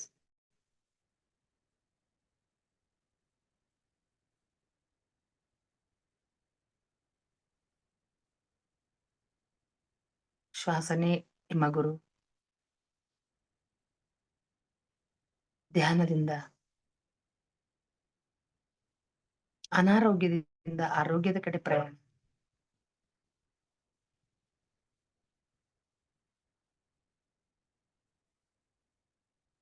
ಧ್ಯಾನ ಸರ್ವರೋಗ ನಿವಾರಣೆ.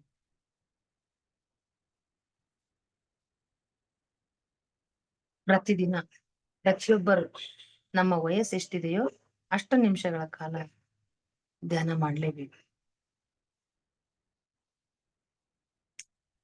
Last 5 minutes.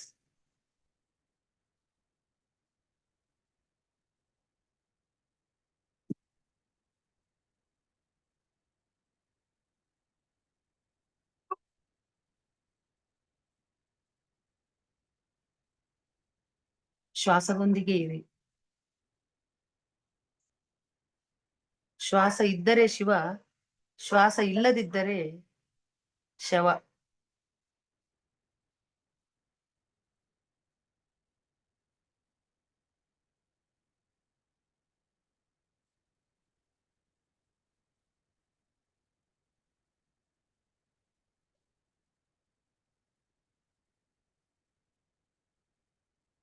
ಶ್ವಾಸದ ಜೊತೆ ಇರಿ, ಆಲೋಚನೆ ಕಡೆ ಬೇಡ.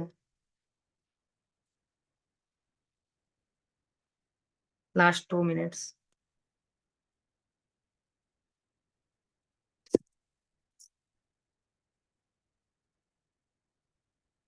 ಒಂದು ಹಂತದಲ್ಲಿ ಧ್ಯಾನ ಮಾಡ್ತಾ ಮಾಡ್ತಾ ನಮಗೆ ಯಾವ ಸೂಚನೆಗಳು ಬೇಕಿಲ್ಲ, ಯಾವ ಸಂಗೀತವೂ ಬೇಕಿಲ್ಲ. ನಮ್ಮ ಆಂತರ್ಯಕ್ಕೆ ಕನೆಕ್ಟ್ ಆಗ್ತೀವಿ. ಶ್ವಾಸವೂ ಗೊತ್ತಾಗೋದಿಲ್ಲ ನಡೆದಿದೆಯೋ.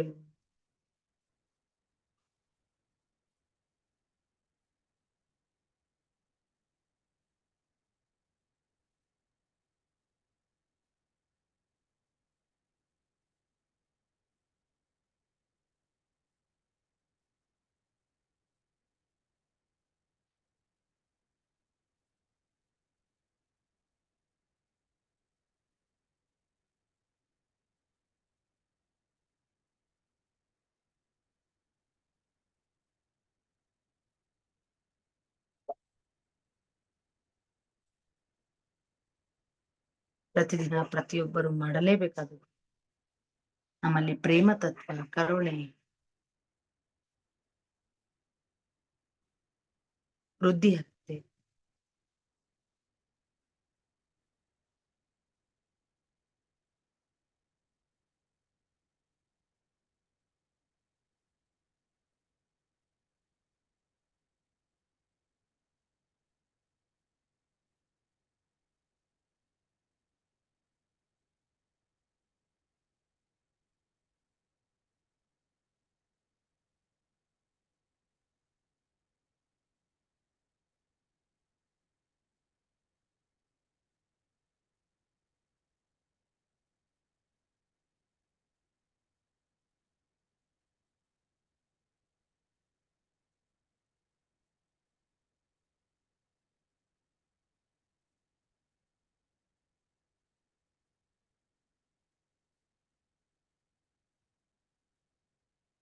ಲಾಸ್ಟ್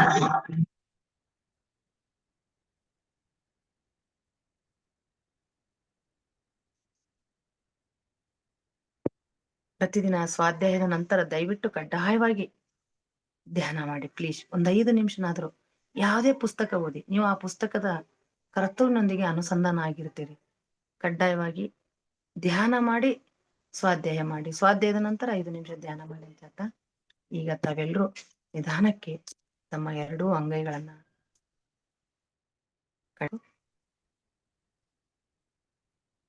ಒಂದು ನಗು ಮುಖದಿಂದ, ಒಂದು ಆನಂದದ ಸ್ಥಿತಿಯಿಂದ ತಮ್ಮ ಅಂಗೈಗಳನ್ನೇ ನೋಡ್ತಾ ಕಂಡ್ಬಿಡ್ಬೇಕು.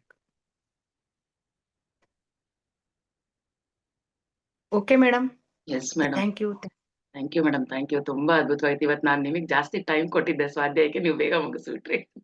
ಇವತ್ತು ತುಂಬಾ ಅದ್ಭುತವಾಯ್ತು. ಆದ್ರೆ ಎಷ್ಟೋ ಸಾಕಷ್ಟು ಇನ್ಫಾರ್ಮೇಶನ್ ಅದ್ರೊಳಗಿರೋದು ಕೊಟ್ಟಿದ್ದೀರಾ. ಧ್ಯಾನನು ತುಂಬಾನೇ ಚೆನ್ನಾಗಾಯ್ತು. Yes madam, thank you so much. So masters ಏನಾದ್ರು ಕೇಳೋದಿದ್ಯಾ ಮೇಡಮ್ನ? ಧ್ಯಾನ ಕಸ್ತೂರಿ ಬಂದಿಲ್ಲ ಅದ್ರ ಬಗ್ಗೆ ಅಂದ್ರೆ ಅವ್ರೊಂದ್ ನಂಬರ್ ಹೋದ್ಸಲಿ ಕೊಟ್ಟಿದ್ರು, ಅದನ್ನ ಕಾಂಟ್ಯಾಕ್ಟ್ ಮಾಡಿ. ಅದು ಬಿಟ್ಟು ಬೇರೆ ಏನಾದ್ರು ಆ ಸಂಚಿಕೆ ಬಗ್ಗೆ ಕೇಳೋದಾದ್ರೆ ಮಾತಾಡಿ. ಎಸ್ ಸೌಮ್ಯ ಮೇಡಮ್ ಮಾತಾಡಿ. ನಮಸ್ತೆ ಮೇಡಮ್. ಇಬ್ರು ಮೇಡಮ್ ನಮಸ್ತೆ. ಒಟ್ಟಿಗೆ ತುಂಬಾ ಖುಷಿ ಆಯ್ತು ma'am. Okay, thank you. Lalitha ma'am ನೋಡಿದ್ವಿ, ಬಳ್ಳಾರಿಲಿ ಮಾತಾಡ್ಸಿದ್ವಿ. ಬಟ್ ಇವತ್ತು Okay. ನಿಮ್ ಇರೋದು ತುಂಬಾ ಖುಷಿ ಆಯ್ತು ಮ್ಯಾಮ್. ಮತ್ತೆ ಒಬ್ಬ Thank you. ಮಾಸ್ಟರ್ ಆಗಿ ಈಗ ನೆಕ್ಸ್ಟ್ ನಾವು ಧ್ಯಾನ ಮಾಡಿ, ಧ್ಯಾನ ಪ್ರಚಾರ ಮಾಡಿ ಅಂತ ಒಬ್ರಿಗೆ ಹೇಳ್ತೀವಿ ಅಂದಾಗ ತುಂಬಾನೇ ಸೂಕ್ಷ್ಮವಾಗಿ ನೋಡ್ಕೊಂಡಿದ್ದು ನಾನಿವತ್ತು ನಿಮ್ ಇಬ್ರಲ್ಲಿ ಧ್ಯಾನ ಮಾಡಿ ನಾನು ಹೇಳ್ಕೊಡ್ತಾ ಇದೀನಿ ಮ್ಯಾಮ್. ಅವ್ರ ಕಣ್ ಮುಚ್ತಾರೆ, 2 ನಿಮಿಷ ಕುತ್ಕೊಳ್ತಾರೆ ಅಷ್ಟೇ. ಬಟ್ ತುಂಬಾ ಇಂಟ್ರೆಸ್ಟಿಂಗ್ ಆಗಿ ಅವ್ರು ಮಾಡಕ್ ಆಗ್ತಿಲ್ಲ. ಯಾಕೆ ಅಂದ್ರೆ ನೀವ್ ಹೇಳ್ಕೊಳೋ ರೀತಿ ವಿಧಾನ ನನ್ಗೆ ಅದು ತುಂಬಾ ತಗೊಳಕಾಯ್ತು. ಶಾಂತಲಾ ಮೇಡಮ್ ಆಗಿರ್ಬೋದು, ಲಲಿತಾ ಕಂದಗಲ್ ಮ್ಯಾಮ್ ಆಗಿರ್ಬೋದು, ನೀವತ್ತೇನ್ ನಮ್ಗೇನ್ ಗೈಡ್ ಮಾಡ್ತಾರಲ್ಲ ಮೆಡಿಟೇಷನ್ ಮಾಡೋ ರೀತಿ, ಅದು ತುಂಬಾ ಇಷ್ಟ ಆಯ್ತು ಮ್ಯಾಮ್. ಸೊ ನಾವು Thank you. ಹಿಂಗೆ ಕಲಿಬೇಕು ಅನ್ನೋದು ತಗೊಂಡ್ವಿ. ಮತ್ತೆ ಇವತ್ತಿಂದು ಕ್ಲಾಸ್ದು ನಾನೆಲ್ಲ ಬರ್ಕೊಂಡಿದೀನಿ ಮ್ಯಾಮ್. ನಾನ್ ಯಾವ ತರ ಸ್ಟೆಪ್ ಬೈ ಸ್ಟೆಪ್ ನಾನು ಇನ್ಕ್ರೀಸ್ ಆಗಿದೀನಿ ಅಂತ ಹೇಳಕ್ ಇಷ್ಟಪಡ್ತೀನಿ. ಮೊದ್ಲನೇದು ಸ್ವಾಧ್ಯಾಯದ ಬಗ್ಗೆ ಮಾತಾಡಿದ್ರಿ ನೀವು. ಸ್ವಾಧ್ಯಾಯ ಮೊದ್ಲೆಲ್ಲ ಮಾಡ್ತಾನೆ ಇರ್ಲಿಲ್ಲ ಮ್ಯಾಮ್. ಬುಕ್ಸ್ಗಳು ತಗೊಳ್ತೀನಿ, ಇಂಟ್ರೆಸ್ಟ್ ಇದೆ ತಗೊಳ್ಬೇಕು ಅಂತ. ಓದ್ ಕಡೆ ಎಲ್ಲ ತಗೊಳ್ತಿದ್ದೆ, ನಾನು ಧ್ಯಾನಕ್ ಬರೋದಕ್ಕೂ ಮುಂಚೆನೂ ತಗೊಂಡಿದ್ದೀನಿ. ಎಲ್ಲ ಒಂದ್ ಕಡೆ ಸೇಫ್ ಆಗಿ ಮಡಗಿದ್ದೀನಿ, ಓಕೆನಾ. ಆದ್ರೆ ಓದ್ತಿರ್ಲಿಲ್ಲ. ಟೈಮ್ ಇಲ್ಲ ನಮ್ಗೆ. ಟಿವಿ ನೋಡಕ್ ಟೈಮ್ ಇದೆ, ಫೇಸ್ಬುಕ್ ಟೈಮ್ ಇದೆ, ವಾಟ್ಸಪ್ ಟೈಮ್, ಎಲ್ಲದಕ್ಕೂ ಟೈಮ್ ಇದೆ.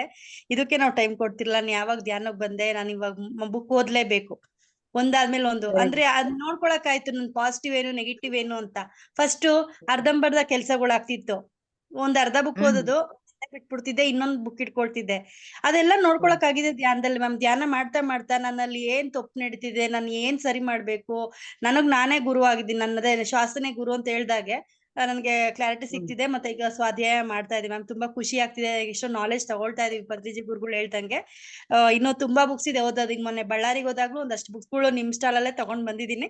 ಒಂದಾದ್ಮೇಲೆ ಒಂದು ಓದ್ಬೇಕು ಅನ್ನೋದು. ಮತ್ತೆ ಭಗವದ್ಗೀತೆ ಬುಕ್ ತುಂಬಾ ಆಸೆ ಇತ್ತು ಭಗವದ್ಗೀತೆ ಓದ್ಬೇಕು ಅಂತ. ಬಟ್ 2-3 ಬುಕ್ ಇದೆ, ಒಂದ್ರಲ್ಲೂ ಕ್ಲಾರಿಟಿ ಆಗಿರ್ಲಿಲ್ಲ ಮ್ಯಾಮ್. ಒಬ್ರು ಮಾಸ್ಟರ್ ಅನುಸೂಯ ಮೇಡಮ್ ಮನೆಗೆ ಹೋಗಿದ್ವಿ ಬಳ್ಳಾರಿಲಿ. ಹೋದಾಗ ಅವ್ರ ಮನೇಲಿ ನೋಡಿದೆ ಆ ಬುಕ್. ಎಷ್ಟು ಡೀಟೇಲ್ ಆಗಿದೆ ಅಂತ ಅಂದ್ರೆ ಆ ಬುಕ್ ತುಂಬಾ ಚೆನ್ನಾಗಿದೆ, ಭಗವದ್ಗೀತೆ ಬುಕ್. ಸರಿ, ನಾನು ತಗೊಂಡಂತ ಸ್ಟಾಲಲ್ಲಿ ತಗೊಂಡ್ ಬಂದಿದ್ದೀನಿ, ಓದ್ಬೇಕು. ಅದೊಂದ್ ಪಾಯಿಂಟ್. ನೆಕ್ಸ್ಟ್ ವೆಜಿಟೇರಿಯನಿಸಮ್ ಬಗ್ಗೆ ಹೇಳ್ಬೇಕು ಅಂತ ಅಂದ್ರೆ ಮ್ಯಾಮ್, ನಾವು ಬೇಸಿಕಲಿ ನಾನ್ ವೆಜಿಟೇರಿಯನ್ ಇದ್ದಿದ್ದು. ಈ 2 ವರ್ಷದಿಂದ ಪ್ಯೂರ್ಲಿ ಸಸ್ಯಾಹಾರಿ ಆಗಿದೀವಿ ನಾವು. ಅದ್ರ ಗೊತ್ತಾಗ್ತಿದೆ ಮ್ಯಾಮ್. ನಾವು ವೆಜಿಟೇರಿಯನ್ಸ್ ಆಗಿದ್ದಾಗ ತುಂಬಾ ತಾಳ್ಮೆ ಬರುತ್ತೆ, ಒಂಥರ ಶಾರೀರಿಕವಾಗಿ ತುಂಬಾನೇ ಚೇಂಜಸ್ ನೋಡ್ತಾ ಇದೀನಿ. ಗೊತ್ತಿರಲಿಲ್ಲ ಮ್ಯಾಮ್ ಇಷ್ಟ ದಿನ ಕರ್ಮ ಮೀನ್ಸ್ ಇದೆಲ್ಲ ಪಾಯಿಂಟ್ ನೋಡಿರ್ಲಿಲ್ಲ. ನೀವ್ 2 ಸ್ಟೋರಿಗಳು ಹೇಳಿದ್ರಿ ನಮ್ಗೆ, ತುಂಬಾ ಮನ ಮುಟ್ಟೋ ತರ ಇತ್ತು. ಈಗ ನಮ್ಗೆ ಒಂಚೂರು ಬೆರಳು ಕುಯ್ಕೊಂಡಾಗ ಪೈನ್ ಆದ್ರೆ ಅದೇ ದೊಡ್ಡದ್ ಮಾಡ್ತೀವಿ ನಾವು. ಅದು ಪ್ರಾಣಿಗ ಹಂಗೆಲ್ಲ ನಮ್ ಕಣ್ ಮುಂದೆನೆ ಕಟ್ ಮಾಡೋದು, ಅದೆಲ್ಲ ನೋಡು ನನ್ಗೇನು ಅನ್ಸ್ಲಿಲ್ವಲ್ಲ ಅನ್ನೋದೆಲ್ಲ ಒಂದ್ ಕಡೆ ಗಿಲ್ಟ್ ಫೀಲ್ ಇದೆ. ಸಾರಿ ಕೇಳ್ತೀನಿ ಎಲ್ಲಾ ಪ್ರಾಣಿ ಪಕ್ಷಿಗಳು ಎಲ್ರಿಗೂ ನನ್ ಕಡೆಯಿಂದ ಏನ್ ನೋವಾಗಿದೆ. Very good. ಅದಕ್ಕೆ ಪತ್ನಿ ಸರ್ ಅದೇ ಅಂತಾರೆ, ತುಂಬಾ ಜನ ಅಜ್ಞಾನ, ಅವ್ರಿಗೆ ಗೊತ್ತಿಲ್ಲ. ನಾವು ತಿಳುವಳಿಕೆ ಕೊಡೋ ಸಲುವಾಗಿನೇ ನಾವ್ ಈ ಭೂಮಿಗೆ ಬಂದಿದೀವಿ. ಅವ್ರು ಎಲ್ರು ಸುಮ್ನೆ ತಂದೆ ತಾಯಿ ಹೇಳ್ತಾ ಇದಾರೆ, ಎಲ್ರು ಡಾಕ್ಟರ್ ಹೇಳ್ತಾ ಇದಾರೆ, ನಮ್ಮ ಮನೇಲಿ ಎಲ್ರು ತಿಂತಾ ಇದ್ರು ಅಂತ. ಅವರು ಅಜ್ಞಾನದಲ್ಲಿದ್ದಾರೆ. ಅದಕ್ಕೆ ನಾವು ಅವ್ರಿಗೆ ಜ್ಞಾನ ಕೊಡ್ಬೇಕು ಅನ್ನೋಕ್ಕಾಗಿನೇ ನಾವು ಇದನ್ನ ಈ ರ್ಯಾಲಿಗಳನ್ನ ಮಾಡ್ತಾ ಇದೀವಿ ಅನ್ನೋದು. Very good, thank you. Yes madam. Shashikala madam ಮಾತಾಡಿ.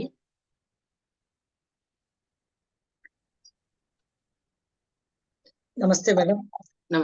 ನಮಸ್ತೆ ಹೇಳಿ ಮೇಡಮ್. ನಮಸ್ತೆ ಮೇಡಮ್. ನಾವು ವಿಜಯಪುರದಿಂದ ಮೇಡಮ್ ಬಳ್ಳಾರಿಗೆ ಬಂದಿದ್ದೀವಿ. ಕಡ್ತಾಲ್ಕು ಹ್ಮ್ ಬಂದಿದ್ದೀವಿ, ಮೊನ್ನೆ ಕುಳ್ಳ ಹ್ಮ್ ಸಂಗಮಕ್ಕೂ ಬಂದಿದ್ದೀವಿ. Very meditation good. ಮಾಡ್ತಾ ಇದ್ದೀವಿ. ಶಾರದಾ ಮೇಡಮ್ ಅವ್ರದ್ದು ಒಂದೊಂದ್ ದಿವ್ಸ ಅಲ್ಲಿ ಕನ್ನಿಕಾ ಪರಮೇಶ್ವರಿ ಇದ್ರೊಳಗ್ ಸಾಯಂಕಾಲ ಒಂದೊಂದ್ ಕಾರ್ಯಕ್ರಮ ಇಟ್ರಂದ್ರ ಸಾಯಂಕಾಲ ಹ್ಮ್ ಅಷ್ಟೊತ್ತ ಮೆಡಿಟೇಷನ್ ಇರೋದು. ಮೇಡಮ್ ಯಾಕೆ ಹ್ಮ್ ಇಟ್ಟಿಲ್ಲ ಅಂತ ಟೆನ್ಷನ್ ಆಗ್ಬಿಡ್ತದ. ಅಲ್ಲಿ ಹ್ಮ್ ಹತ್ರ ಇರೋರೆಲ್ಲಾರು ಹೋಗ್ತಾರ, ಮೈಸೂರ್ ಹತ್ರ ಓಕೆ. ಇರೋರು. ನಾವ್ ಇಲ್ಲಿ ದೂರ ಬಾಳ ಆಗ್ತದಲ್ರಿ ಮೇಡಮ್. ಯಾಕೋ ಮೇಡಮ್ ಕ್ಲಾಸ್ ಇಲ್ಲ, ಇವತ್ತು ಬೋರ್ ಆಯ್ತು, ಕ್ಲಾಸ್ ಇಲ್ಲ ಅನ್ಕೋತಾ ಕೂಡ್ತಾ ಇದ್ವಿ. ಆದ್ರೆ ಹ್ಮ್ ಸ್ವಾಧ್ಯಾಯ ಅಂಕನ ಕಂಪಲ್ಸರಿ ಮಾಡ್ತಾನೆ ಇದ್ವಿ ಮೇಡಮ್. ಆದ್ರೆ ಮನೆ ಕುಳ್ಳ ಹೌದು. ಸಂಗಮಕ್ಕೆ ಬಂದಾಗ ಶ್ರೀ ರಾಮ ಸ್ಫೂರ್ತಿ ಅಂತ ಹೇಳಿ ಬುಕ್ ಸಿಕ್ತು. ಹ್ಮ್ ಉಳಿದು ನಿಮ್ಮಲ್ಲಿದ್ದು ಎಲ್ಲಾನು ಬುಕ್ಸ್ ತಂದಿದ್ದೆವು, ಕ್ಲಾಸ್ ಇರ್ತಿದ್ದೆವು. ಈ ಸಲ ಇದು ಬುಕ್ ಸಿಕ್ತು. ಇದು ಸಿದ್ದೇಶ್ವರಪ್ಪ ಅವ್ರ ಇದ್ರದ್ದೇನೋ ಹುಣಗುಂದವ್ರು ಬರ್ದಿದ್ದಂತಿದು. ಇದನ್ನೇ ಹ್ಮ್ ತಗೊಂಬಂದ್ರ ಓದ್ಬೇಕು ಯಾವಾಗ್ಲೂ ಮೇಡಮ್, ಅದು ಸಿಗ್ತಾವ, ಫೋನ್ ಮಾಡಿ ತರ್ಲಾಕ್ ಬರ್ತದ, ಎಲ್ಲಿ ಬಿಡು ಅಂತ ಹೇಳಿ ತಗೊಂಬಂದೆ ಮೇಡಮ್. ಅದಕ್ಕೆ ಗಯಪ್ಪ ಸರ್ದು ಕ್ಲಾಸ್ 69 days ಮಾಡ್ಲಾತ್ತೀವಿ. ಅದಕ್ಕ ಹ್ಮ್ ಕ್ಲಾಸ್ ಕೊಡ್ರಿ ಮೇಡಮ್ ಅಂತ ಹೇಳಿ ಅದಕ್ಕೆ ಇದನ್ನೇ ಕೊಡ್ಬೇಕು ಅಂತ ಕಾಯ್ಕೊಂಡ್ ಕೂತಿದ್ದೆ ನಾನು. ಓಕೆ ಆದ್ರೂ ಓಕೆ. ಇನ್ನೊಬ್ರು ಮೇಡಮ್ ನಮ್ಮಲ್ಲಿ ವಿಜಯಪುರದಲ್ಲಿ ಸಿದ್ದಮ್ಮ ಅಂತ ಹೇಳಿ ಅಕ್ಕೋರದಾರ, ಇಲ್ಲೇ ನಮ್ ಕಲ್ಯಾಗ ಅವ್ರು ಮೆಡಿಟೇಷನ್ ಮಾಡ್ತಾರ. ಅವ್ರೇನೋ ಗಂಗಾವತಿ ಅವ್ರಂತ ಮೊನ್ನೆ ಹೇಳಿದ್ರು, ಹ್ಮ್ ಅವ್ರು ನನಗ್ ಗೊತ್ತಾಗ್ಲಿಲ್ಲ. ಅವ್ರ ಕುಳ್ಳ ಓಕೆ. ಸಂಗಮಕ್ಕೆ ಹೋಗುದ್ ನಾಳೆ ಇತ್ತಂದ್ರ ಇವತ್ ನಂತರ ಭೇಟಿಯಾಗಿದ್ರು ಅವ್ರು. ಬರ್ತೀರಿ ಹ್ಮ್ ಅಂದ್ರೆ ಕುಳ್ಳ ಸಂಗಮಕ್ಕಂದೆ, ಇಲ್ಲರಿ ಅಕ್ಕೋರ ಹೀಗೆ ಊರ್ನ ಬಂದಿನಿ, ನಾಳೆ ಬರ್ತೀನಿ ಅಂದ್ರೆ ಗಪ್ಪಾದೆ. ಕುಳ್ಳ ಸರಿ. ಸಂಗಮದಿಂದ ಬಂದಿದ್ದ ಅಂದ್ರ ಅವ್ರು ಮೇಡಮ್ ನನ್ಗೆ, ಇಲ್ಲ ನಾನ್ ಹ್ಮ್ ಗಂಗಾವತಿ ಲಲಿತಾ ಕಂದಗಲ್ ಮೇಡಮ್ ಅವ್ರ ಜೋಡಿ ಮಾತಾಡೀನಿ, ನಾ ಹೋಗಿದ್ದೆ ಅಲ್ಲೇ, ಫೋನ್ ಮಾಡೇನ್ರಿ, ಕ್ರಾಫ್ಟ್ ಸರ್ಕಲ್ಗಳು ಸಿಗ್ತಾವಂತ ನನ್ಗೆ ಹೇಳ್ಯಾರ ಅವ್ರು ಅಂದ್ರು. ಮತ್ ನೀವ್ ನನಗ್ ಹ್ಮ್ ಹೇಳ್ಬೇಕಲ್ರಿ, ಮತ್ ನೀವ್ ನನ್ ಜೊತೆ ಬಂದ್ರೆ ಅಲ್ಲಿ ಸಂಘಕ್ ಬಂದಿದ್ರು ತಗೊಂಡ್ ಬರ್ತಿದ್ದೀವಿ ಅಂತ ಅಂದೆ ನಾ. ಇಲ್ರಿ ಮೇಡಮ್, ಹ್ಮ್ 118 ಎಷ್ಟೋ 144 ಕ್ರಾಫ್ಟ್ ಸರ್ಕಲ್ ಇದ್ದು 113 ಒಂದೇ ಸಿಗ್ತದ. ಎಷ್ಟ್ರಿ ಮೇಡಮ್? 113 ವೆರೈಟಿ ನಮ್ಗೆ ಗೊತ್ತಿರುವಂತದ್ದು ಈಗ. ಅವು ಒಂದ್ ಭೂಮಿಯ ಮೇಲೆ 2000ಕ್ಕಿಂತ ಹೆಚ್ಚು ಕ್ರಾಫ್ಟ್ ಸರ್ಕಲ್ಗಳು, ಆದ್ರೆ ನಮಗೆ ಜ್ಞಾನಕ್ಕೆ ನಮಗೆ ತಿಳುವಳಿಕೆ ಈಗಿರೋದು 113. ಆದ್ರೆ ಒಂದೊಂದೊಂದೊಂದು ನಮ್ಮ ಬಾಡಿಗೆ ಯಾವ್ಯಾವ ನಮ್ಗ ಪೇನ್ ಇದೆ, ಎಲ್ಲೆಲ್ಲಿ ಇದ್ರ ಹೌದು ಒಂದೊಂದ್ ಬೇರೆ ಹೌದು ಅದಾವಲ್ರಿ ಮೇಡಮ್. ಹೌದು ಅವ್ರೇನಂದ್ರು ನಿಜ. ಒಂದ್ರೊಳಗೆ ಅದಾವಂತ್ರಿ ಇವು ಎಲ್ಲಾ ಅಂತ ಅಂದ್ರು. ಕೇಳಿಲ್ಲ ಅದರ ಮೇಡಮ್, ಜ್ಞಾನ ಇದೆ ಒಂದು ಪುಸ್ತಕದಲ್ಲಿ, ಅದ್ರ ಜ್ಞಾನ. ಪುಸ್ತಕ. ಕ್ರಾಫ್ಟ್ ಹ್ಮ್ ಸರ್ಕಲ್ ಅಂದ್ರೆ ಏನು, ಗ್ರಹಾಂತರ ಭಾಷೆಗಳು ಯಾಕೆ ಹೆಲ್ಪ್ ಮಾಡ್ತಾ ಇದಾರೆ, ಅವು ಯಾಕೆ ಏರ್ಪಟ್ಟು, ಎಲ್ಲಿ ಏರ್ಪಟ್ಟು, ಕಂಪ್ಲೀಟ್ ಅದರ ಜ್ಞಾನ ಅದರಲ್ಲಿದೆ ಬುಕ್ಕಿನಲ್ಲಿ. ಅದ್ ಬುಕ್ ನೋಡಿನ್ರಿ ಮೇಡಮ್, ನಾನು ತಗೊಂಡಿದ್ದಿಲ್ಲ. ಅದ್ನ ಕ್ರಾಫ್ಟ್ ಸರ್ಕಲ್ ಬ್ಯಾಕ್ ಸರಿ. ಪೇನ್ ಇಂದು ನಿಮ್ಮ ಹತ್ರನೇ ತಗೊಂಡಿನಿ. ಇಲ್ಲ ಅವ್ರು ಹ್ಮ್ ಒಂದ್ ಇಷ್ಟ ಸಿಗ್ತಾವಂತ, ಒಂದ್ರೊಳಗೆ ಸಿಗ್ತಾವಂತ ತರಿಸ್ಕೊಡ್ರಿ ಈಗ ಅಂತಂದ್ರು. ಬಳಸಿದೀರಾ, ಏನಾಯ್ತು, ಹೇಗ್ ಅನಿಸ್ತಾ ಇದೆ, ಧ್ಯಾನ ಮಾಡಿದ್ರ ಅದ್ರ ಮೇಲೆ? ಮಾಡ್ತಾ ಇದ್ದೀನಿ ಮೇಡಮ್, ದಿನಾ ಮಾಡ್ತಾ ಇದ್ದೀನಿ. ವೆರಿ ಕ್ರಾಫ್ಟ್ ಸರ್ಕಲ್ ಹಾಕೊಂಡ್ ವೆರಿ ಕೊಡ್ತೀನಿ. ಸ್ಕೂಲ್ ಗಟ್ ಹೋಗ್ತಿವಲ್ಲ, ಬೆಳಗಿನ ಟೈಮ್ ಅಷ್ಟು, ಈ ಸಾಯಂಕಾಲ ಇಷ್ಟೊತ್ನಾಗಟ್ಟು, ರಾತ್ರಿ ಹ್ಮ್ ಎಷ್ಟು ಸಾಧ್ಯ ಆಗುತ್ತೆ ಮೆಡಿಟೇಷನ್ ಮಾಡ್ತೀನಿ ಮೇಡಮ್. ವೆರಿ ಆದ್ರೂ ಗುಡ್ ಅನುಭವ ಸ್ವಲ್ಪ ಕಡಿಮೆ, ಆದ್ರೂ ಮೈಂಡ್ ಫುಲ್ ಎಲ್ಲಾ ತರನು ಏನು ವೆರಿ ಇದು ಗುಡ್. ಇರ್ಲಿಲ್ಲ. ಅಗ್ದಿ ಅದೇ ದೊಡ್ಡ ಅನುಭವ. ನೀವ್ ಅನ್ಕೊಳ್ರಿ, ಅನುಭವ ಅಂದ್ರೆ ಏನೋ ಕಾಣಿಸ್ಬೇಕು, ಯಾರೋ ಬರಬೇಕು, ಏನೋ ಮೆಸೇಜ್, ಅವೆಲ್ಲ ಶುದ್ಧ ಇದು ಇದು ಈಗ ನಿಮಗೇನ್ ಅದೇ ಇಲ್ಲ, ಒಂದು ಆನಂದದ ಬ್ಲಿಸ್ಫುಲ್ ಸ್ಟೇಟು, ಮನಸ್ಸು ಶಾಂತಿ, ಇದೇ ಒಂದು ಅನುಭವ, ದೊಡ್ಡ ಅನುಭವ. ಅದೇ ತಿಳ್ಕೊಳ್ರಿ. ಅದಕ್ಕೆ ಪತ್ರಿ ಸರ್ ಅವ್ರದ್ದು ಧ್ಯಾನಾನುಭವಗಳು ಅಂತ ಬುಕ್ ಇದೆ. ಏನೂ ಅನುಭವಗಳು ಇಲ್ಲದ ಒಂದು ಸ್ಥಿತಿ ಇದೆಯಲ್ಲ, ಅದತ್ತು ಶೂನ್ಯವನ್ನು ಅನುಭವಿಸುವ, ಆನಂದವನ್ನು ಅನುಭವಿಸುವ ಸ್ಥಿತಿಯಲ್ಲಿ ಅದು ಹೈಯೆಸ್ಟ್ ಅನುಭವ. ಇಷ್ಟು ನಿಮ್ಗೆ ವಿವರಣೆ ಗೊತ್ತಿರಲಿ. Thank you. ಸಂಗಮ ವೆರಿ ಮಾತಾಡಿ. ಗುಡ್. ಮೇಡಮ್ ನಮಸ್ತೆ ಮೇಡಮ್. ನಮಸ್ತೆ ನಮಸ್ತೆ, ಹೇಳ್ರಿ. ನಮಸ್ತೆ ಮೇಡಮ್, ಇಬ್ರಿಗೆ ನಮಸ್ತೆ. ಇವ್ರು ಇಜಾಪುರದವ್ರತ್ತ ಮೇಡಮ್, ಈಗ ಮಾತಾಡಿರಲ್ಲ ಮೇಡಮ್. ಎಸ್ ಈಗ ಎಸ್ ಹೌದು. ಹಾ ಓಕೆ ಮೇಡಮ್. ಅವ್ರು ಸಿಕ್ಕಿದ್ರು ಸಂಗಮ ನಾವು ಮೇಡಮ್. ಎಸ್, ಇದು ವೇದಿಕೆ ಬೀದರ್ ಮುಂದೆ ಬೆಂಗಳೂರಿನವರೆಗೆ ಎಲ್ಲರದು ಜೈ ಹೋ ವೇದಿಕೆ. ಅಲ್ಲ ಆ ಮೇಡಮ್ ಬಿಜಾಪುರದವರು, ಬೇಕಿತ್ತು ಅವ್ರಿಗೆ, ಅದಕ್ಕೆ ಓಕೆ ಬಿಜಾಪುರ. ಓಕೆ. ಬಿಜಾಪುರದವ್ರು ಕನೆಕ್ಟ್ ಆಗ್ಬೇಕು ಅಂತ. ಕರೆಕ್ಟ್. ಮೇಡಮ್ ನಾನ್ ಓಕೆ. ಫೋನ್ ನೀವು ಸಸ್ಯಾಹಾರಿ ಬಗ್ಗೆ ಹೇಳಾತಿದ್ರಲ್ಲ ಮೇಡಮ್, ದಾರ್ಯಾಗಿದ್ದೀವಿ ನಾವ್ ಬರಾತಿದ್ವಿ ಹೊಲದಿಂತ್ರ. ಅವ್ರ ನಮ್ ಜೋಡಿ ಸಸ್ಯಾಹಾರದವ್ರ ಇದ್ರಲ್ಲ, ಅವ್ರಿಗೆ ಎಷ್ಟ್ ಇದಾಯ್ತು ಮೇಡಮ್, ನನ್ಗ್ ಭಾರಿ ಹೆಲ್ಪ್ ಆಯ್ತು ಇವತ್ತ. ಆದ್ರೆ ಸ್ವಲ್ಪ ನಾ ಹೇಳ್ತಿದ್ದೆ ಅವ್ರಿಗೆ, ಹಿಂಗ್ ತಿನ್ಬಾರ್ದು ಹಂಗ ಅಂತ ಹೇಳ್ತಿದ್ನಲ್ಲ. ಪೂರಾ ಇರ್ತಾರ ಇವತ್ ಅವ್ರಿಗೆ ಗೊತ್ತಾಯ್ತಲ್ಲ, ಅದು ಬಾಳ ಖುಷಿ ಆಯ್ತು ಮೇಡಮ್ ನನಗೆ. ಬರುತನಾನು ಕೇಳಿದ್ರ, ನನ್ ಕೈಯಾನ್ ಫೋನ್ ಇಸ್ಕೊಂಡು ಅವ್ರೇ ಕೈಯಾಗ ಹಿಡ್ಕೊಂಡ್ ಕೇಳ್ಕೋತ ಬಂದ್ ಮೇಡಮ್, ನನಗ್ ಬಾಳ ಖುಷಿ ಆಯ್ತು. ಇನ್ನೊಬ್ರು ಮೆಸೇಜ್ ಹಾಕಿದಾರೆ ನೋಡ್ರಿ, ಸುಜಾತಾ ಜೋಶಿ ಅಂತ ಅವರು ವಿಜಯಪುರ. ಅದೇ ಒಂದಿನ ನಮ್ಮ ಆನ್ಲೈನ್ ಅಲ್ಲಿ ಗೆಟ್ ಟುಗೆದರ್ ಇಡೋಣ. ಯಾವ್ಯಾವ ಊರಲ್ಲಿ ಯಾರು ನೀವು ಮೀಟ್ ಮಾಡ್ಕೊಳ್ಳಿ ಅಲ್ಲಿ ಆನ್ಲೈನ್ ಗೆಟ್ ಟುಗೆದರ್. ನೆಕ್ಸ್ಟ್ ಅದೇ ಆನ್ಲೈನ್ ಗೆಟ್ ಟುಗೆದರ್ ಮಾಡ್ರಿ ಮೇಡಮ್, ಮೇಡಮ್ ಅದೊಂದ್ ಸೆಷನ್ ಮಾಡ್ರಿ. ಮಾಡ್ತೀನಿ. ಯಾಕಂದ್ರೆ ಎಲ್ರು ತುಂಬಾ ಕಷ್ಟ ಪಡ್ತಾ ಇದಾರೆ. ಬೆಂಗಳೂರಲ್ಲಿ ಏರಿಯಾ ವೈಸ್ ಕಷ್ಟ ಪಡ್ತಾ ಇದಾರೆ. ಸೊ ಬೆಂಗಳೂರಲ್ಲಿ ಇಂತಿಂತ ಏರಿಯಾದವರು, ಬಿಜಾಪುರ ಅವರು ಮೇಡಮ್ ಹೇಳ್ದಂಗೆ ನಾರ್ತ್ ಟು ಸೌತ್ ಎಲ್ರು ಇದಾರೆ. ಎಲ್ರು ಭೇಟಿ ಮಾಡಿಸ್ತೀನಿ ಬಿಡಿ ಒಂದ್ಸಲಿ. ಅದೇ ಒಂದ್ ಕ್ಲಾಸ್ ಬಿಜಾಪುರ ಅಂದ್ರ ನಮ್ ಸಮೀಪ ಬಿಜಾಪುರ ಅಂದ್ರ ನಮ್ಗೆ ಇಲ್ಲ ಸಮೀಪ ಮೇಡಮ್. ಊತಿಗೆ ಎಲ್ಲ ಸಮೀಪ ಆಗ್ತೈತಿ ನಮ್ಗೆ. ನೀವೆಲ್ಲ ಸೇರಿ ಮಾಡಿ, ಎಲ್ರು ಸೇರ್ಕೊಂಡು. Yes madam, thank you madam, thank you. Yes Veena K M ಮಾಡಿ ಮಾತಾಡಿ.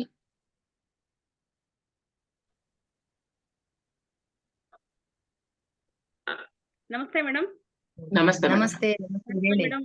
ಲಲಿತಾ ಮೇಡಮ್ ನಮಸ್ತೆ ಮೇಡಮ್. ಕರ್ತಾಲಿಗ್ ಬಂದಾಗ ನಿಮ್ ಕ್ಲಾಸಸ್ ಕೇಳಿದೆ. ಅವತ್ತೇ ನಾನು ಡಿಸೈಡ್ ಆದೆ ಸ್ವಾಧ್ಯಾಯ ಮಾಡ್ಲೇಬೇಕು ಅಂತ. ಅಲ್ಲಿವರೆಗೂ ಏನ್ ಮಾಡ್ತಾ ಇದ್ದೆ, ಬುಕ್ಸ್ ಸುಮ್ನೆ ಸ್ಟೋರ್ ಮಾಡಿದ್ದೆ. ಟೈಮ್ ಇಲ್ಲ ಅಂತ ಸ್ವಾಧ್ಯಾಯ ಮಾಡ್ತಿರ್ಲಿಲ್ಲ, ಧ್ಯಾನ ಮಾತ್ರ ಮಾಡ್ತಾ ಇದ್ದೆ. ಅವತ್ತು ಮಧ್ಯಾಹ್ನ ಸ್ಟಾಲ್ ಅಲ್ಲಿ ನ್ಯೂ ಎನರ್ಜಿ ಬುಕ್ ತಗೊಂಡೋದೆ. ಅವತ್ತೇ ಲಲಿತಾ ವಗ್ಗ ಮೇಡಮ್ ನ್ಯೂ ಎನರ್ಜಿ ಬಗ್ಗೆ ಕ್ಲಾಸ್ ಕೊಟ್ರು. ಅವತ್ತೇ ಅಲ್ಲಿ ಬುಕ್ ನಾನು ಓದಿದ್ರೆ ನಾನು ನ್ಯೂ ಎನರ್ಜಿನೇ ಓದ್ಬೇಕು ಅಂತ ಬಂದೆ ಮೇಡಮ್. ಆ ಬುಕ್ ನನಗೆ ಎಷ್ಟು ಕನೆಕ್ಟ್ ಆಯ್ತು ಅಂತಂದ್ರೆ, ನಾನು ಒಂದು ಎಕ್ಸ್ಪೀರಿಯನ್ಸ್ ಆ ಬುಕ್ ಒಳಗೆ ಸಿಕ್ಕಿರ್ತಿತ್ತು. ಆ ಬುಕ್ ಸ್ವಾಧ್ಯಾಯ ಮಾಡಿದ್ಮೇಲೆ ಇಲ್ಲ ಎಕ್ಸ್ಪೀರಿಯನ್ಸ್ ಆಗಿರ್ತಿತ್ತು. ಆ ತರ ಕನೆಕ್ಟ್ ಆದೆ ನಾನು. ಅದು ಮೊನ್ನೆ ಮುಗಿಸ್ದೆ ನಾನು, ಬುಕ್ ಮುಗೀತು ಮೇಡಮ್. ಮತ್ತೆ ಇನ್ನೊಂದು ಇವತ್ತು ಆಗಿರೋ ಎಕ್ಸ್ಪೀರಿಯನ್ಸ್ ಮೇಡಮ್ ನನಗೆ. ಇವತ್ತು ಮೂರ್ಹಳ್ಳಿಯವ್ರು ಕತ್ತಲಿಂದ ಬಂದಾದ್ಮೇಲೆ 41 days ಮೂರ್ಹಳ್ಳಿಯವರು ಒಂದ್ ಕಡೆ ಸೇರಿ 40 ಜನ ಮಾಡಿದ್ರು ಮೇಡಮ್. ಅದು ಇವತ್ತು ಕಂಪ್ಲೀಟ್ ಆತಂತ ಇನ್ವಿಟೇಷನ್ ಇಟ್ಟಿದ್ರು. ಅಲ್ಲಿ ಹೋಗಿದ್ವಿ ಮೇಡಮ್. ಅಲ್ಲಿ ಹೋದಾಗ ನನ್ಗೆ ಇವತ್ತು ಆಗಿರೋ ಎಕ್ಸ್ಪೀರಿಯನ್ಸ್, ಧ್ಯಾನದಲ್ಲಿ ಹೋಗಿ ನಾವು ಕೂತಿದ ತಕ್ಷಣ ಮೇಕೆಗಳೆಲ್ಲ ಚಿಕ್ಕ ಮೇಕೆಗಳು ಕೂಗ್ತಾ ಇದ್ವು. ಕೂಗೋವಾಗ ನನಗೆ ಏನನ್ನಿಸ್ತು, ಇಲ್ಲ ನಾನು ಇವತ್ತು ಇಲ್ಲಿ ಒಂದು 10 ನಿಮಿಷ ಆಗ್ಲಿ ವೆಜಿಟೇರಿಯನ್ ಮಾಡ್ಲೇಬೇಕು ಅಂತ ನನ್ನ ಮನ್ಸಿಗೆ ಬಂತು ಮೇಡಮ್. ನಾನ್ ಧ್ಯಾನದಲ್ಲಿ ಕೂತಿದೀನಿ. ಆ ಮರಿಗಳು ಅದು ಕೂಗ್ತಿರೋವಾಗ ಸೈಲೆಂಟ್ ಆದ್ವು. ಸೈಲೆಂಟ್ ಆಗಿ ನನ್ನ ಪಕ್ಕದಲ್ಲಿ ಸುತ್ತ ಎಲ್ಲ ಸುಮ್ನೆ ಸೈಲೆಂಟ್ ಆಗಿ ಮುಖ ಎತ್ತಿ ನನ್ನ ನೋಡ್ತಾ ಇದಾವೆ. ಎಲ್ಲ ನನ್ನ ಸುತ್ತ ಕೂತ್ ಬಿಟ್ಟಿದಾವೆ. ಯಾವ ತರ ಅನಿಸ್ತು ಅಂದ್ರೆ, ಮತ್ತೆ ಅಗ್ನಿ ಮೇಲೆ ಹೆಂಗೆ ಕೂತಿದ್ಲೋ ಆ ತರ ನಾನು, ಮರಿಗಳೆಲ್ಲ ನನ್ನ ಸುತ್ತಕೊಂಡ್ಬಿಟ್ಟಿದಾವೆ.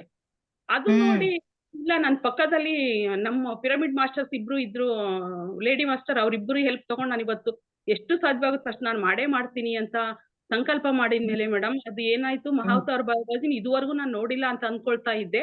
ಮಹಾವತಾರ್ ಬಾಬಾಜಿ ಕಾಣಿಸಿ ಅವರು ಲೆಫ್ಟ್ ಸೈಡ್ ಅಲ್ಲಿ ಮಹಾವತಾರ್ ಬಾಬಾಜಿ ಕಂಡ್ರೆ, ರೈಟ್ ಸೈಡ್ ಇಲ್ಲಿ ಗೋಲ್ಡ್ ಕಲರ್ ಬೆಳಕು ಕಾಣಿಸ್ತು. ಇಲ್ಲ ಬಾಬಾಜಿ ನಾನು ಮಾಡೇ ಮಾಡ್ತೀನಿ, ಇವತ್ತು 10 ನಿಮಿಷ ಆದ್ರೂ ನಾನು ಮಾಡೇ ಮಾಡ್ತೀನಿ ಅಂತ ಅನ್ಕೊಂಡ್ಮೇಲೆ ಅವ್ರು ಹೋಗಿ ಮತ್ತೆ ಧ್ಯಾನಕ್ಕೆ ಕೂತಾದ್ಮೇಲೆ ಲೈಟ್ ಬೆಳಕು ಕಾಣಿಸ್ತು. ಅಷ್ಟೊತ್ತಿಗೆ ಧ್ಯಾನ ಮುಗಿಸಿ ಓಕೆ ಕೊಟ್ರು. ಅದಾದ ನಂತರ ನಾನು ಅಲ್ಲಿ ಈಗ ಅವರು ಅರೇಂಜ್ ಮಾಡಿರೋ ಮಾಸ್ಟರ್ ಹತ್ರ ಮಾತಾಡ್ದೆ, ಇಲ್ಲ ಸರ್ ನಿಮ್ಗೆ ಹೆಲ್ಪ್ ಬೇಕು, ಒಂದು 10-15 ಜನ ಆಗ್ಲಿ, ನಾವು 15 ನಿಮಿಷ ಆಗ್ಲಿ ವೆಜಿಟೇರಿಯನ್ ರ್ಯಾಲಿ ಮಾಡ್ತೀವಿ ಅಂತಂದ್ರೆ, ಮೇಡಮ್ ಬೇಡ, ಈಗ ಧ್ಯಾನಕ್ಕೆ ಹೊಸ್ತಾಗ್ ಬಂದಿದ್ದಾರೆ ಇಲ್ಲಿ, ಅವರು ಮತ್ತೆ ಟರ್ನ್ ಆಗ್ಬಿಡ್ತಾರೆ, ಬೇಡ, ಅದಕ್ಕೋಸ್ಕರ ನಾವು ಸುಮ್ಮನಿದೀವಿ ಅಂದ್ರು. ಅವಾಗ ನಮ್ಮ ಜೊತೆಗೆ ಬಂದಿರೋ ಪಿರಮಿಡ್ ಮಾಸ್ಟರ್ಸ್ ಏನಂದ್ರು, ಬೇಡ ಮೇಡಮ್, ನಾವು ಜೋರಾಗಿ ಕೂಗದೇ ಇಲ್ಲ ಅಂದ್ರು ನಮ್ಮಷ್ಟಕ್ಕೆ ನಾವೇ ಮಾತಾಡ್ಕೊಂಡು ಮಾಡ್ಬರೋಣ ಬರ್ರಿ ಅಂದ್ರು. ಒಂದು 20 ನಿಮಿಷ ನಾವೊಂದ್ 3 ಹೆಣ್ಮಕ್ಳು ಸೇರ್ಕೊಂಡು ಹೋಗಿ ಮಾಡಿ ಬಂದೆ ಮೇಡಮ್. ಅಲ್ಲಿಗೆ ಸ್ವಲ್ಪ ಸಮಾಧಾನ ಆಯ್ತು. ಲಾಸ್ಟಿಗೆ ಅಲ್ಲಿರೋ ಮೇಕೆಗಳನ್ನ ಮಾತಾಡ್ಸಿ ಬಂದ್ರೆ, ಒಂದು ಮೇಕೆ ನಮ್ಮನ್ನ ಮಾತಾಡ್ಸುತ್ತೇನೋ ಅನ್ನೋ ರೀತಿ ಅದು ಕೂಗು ನೋಡಿದ್ರೆ ನನ್ಗೆ ಎಷ್ಟು ಖುಷಿ ಆಗ್ಬಿಡ್ತು ಮೇಡಮ್. ಆ ಮೇಕೆಗಳೆಲ್ಲ ನಮ್ಮನ್ನೇ ನೋಡ್ತಾ ಇದ್ವು. ಅವ್ಕ್ ಮತ್ತೆ ಥ್ಯಾಂಕ್ಸ್ ಹೇಳಿ ಮಾತಾಡ್ಸಿ ಬಂದು ಆದ್ಮೇಲೆ ನನಗೆ ಸ್ವಲ್ಪ ಸಮಾಧಾನ ಅನಿಸ್ತು ಮೇಡಮ್. ಇದು ಇವತ್ತು ಆಗಿರೋ experience madam. Okay, very good, very good.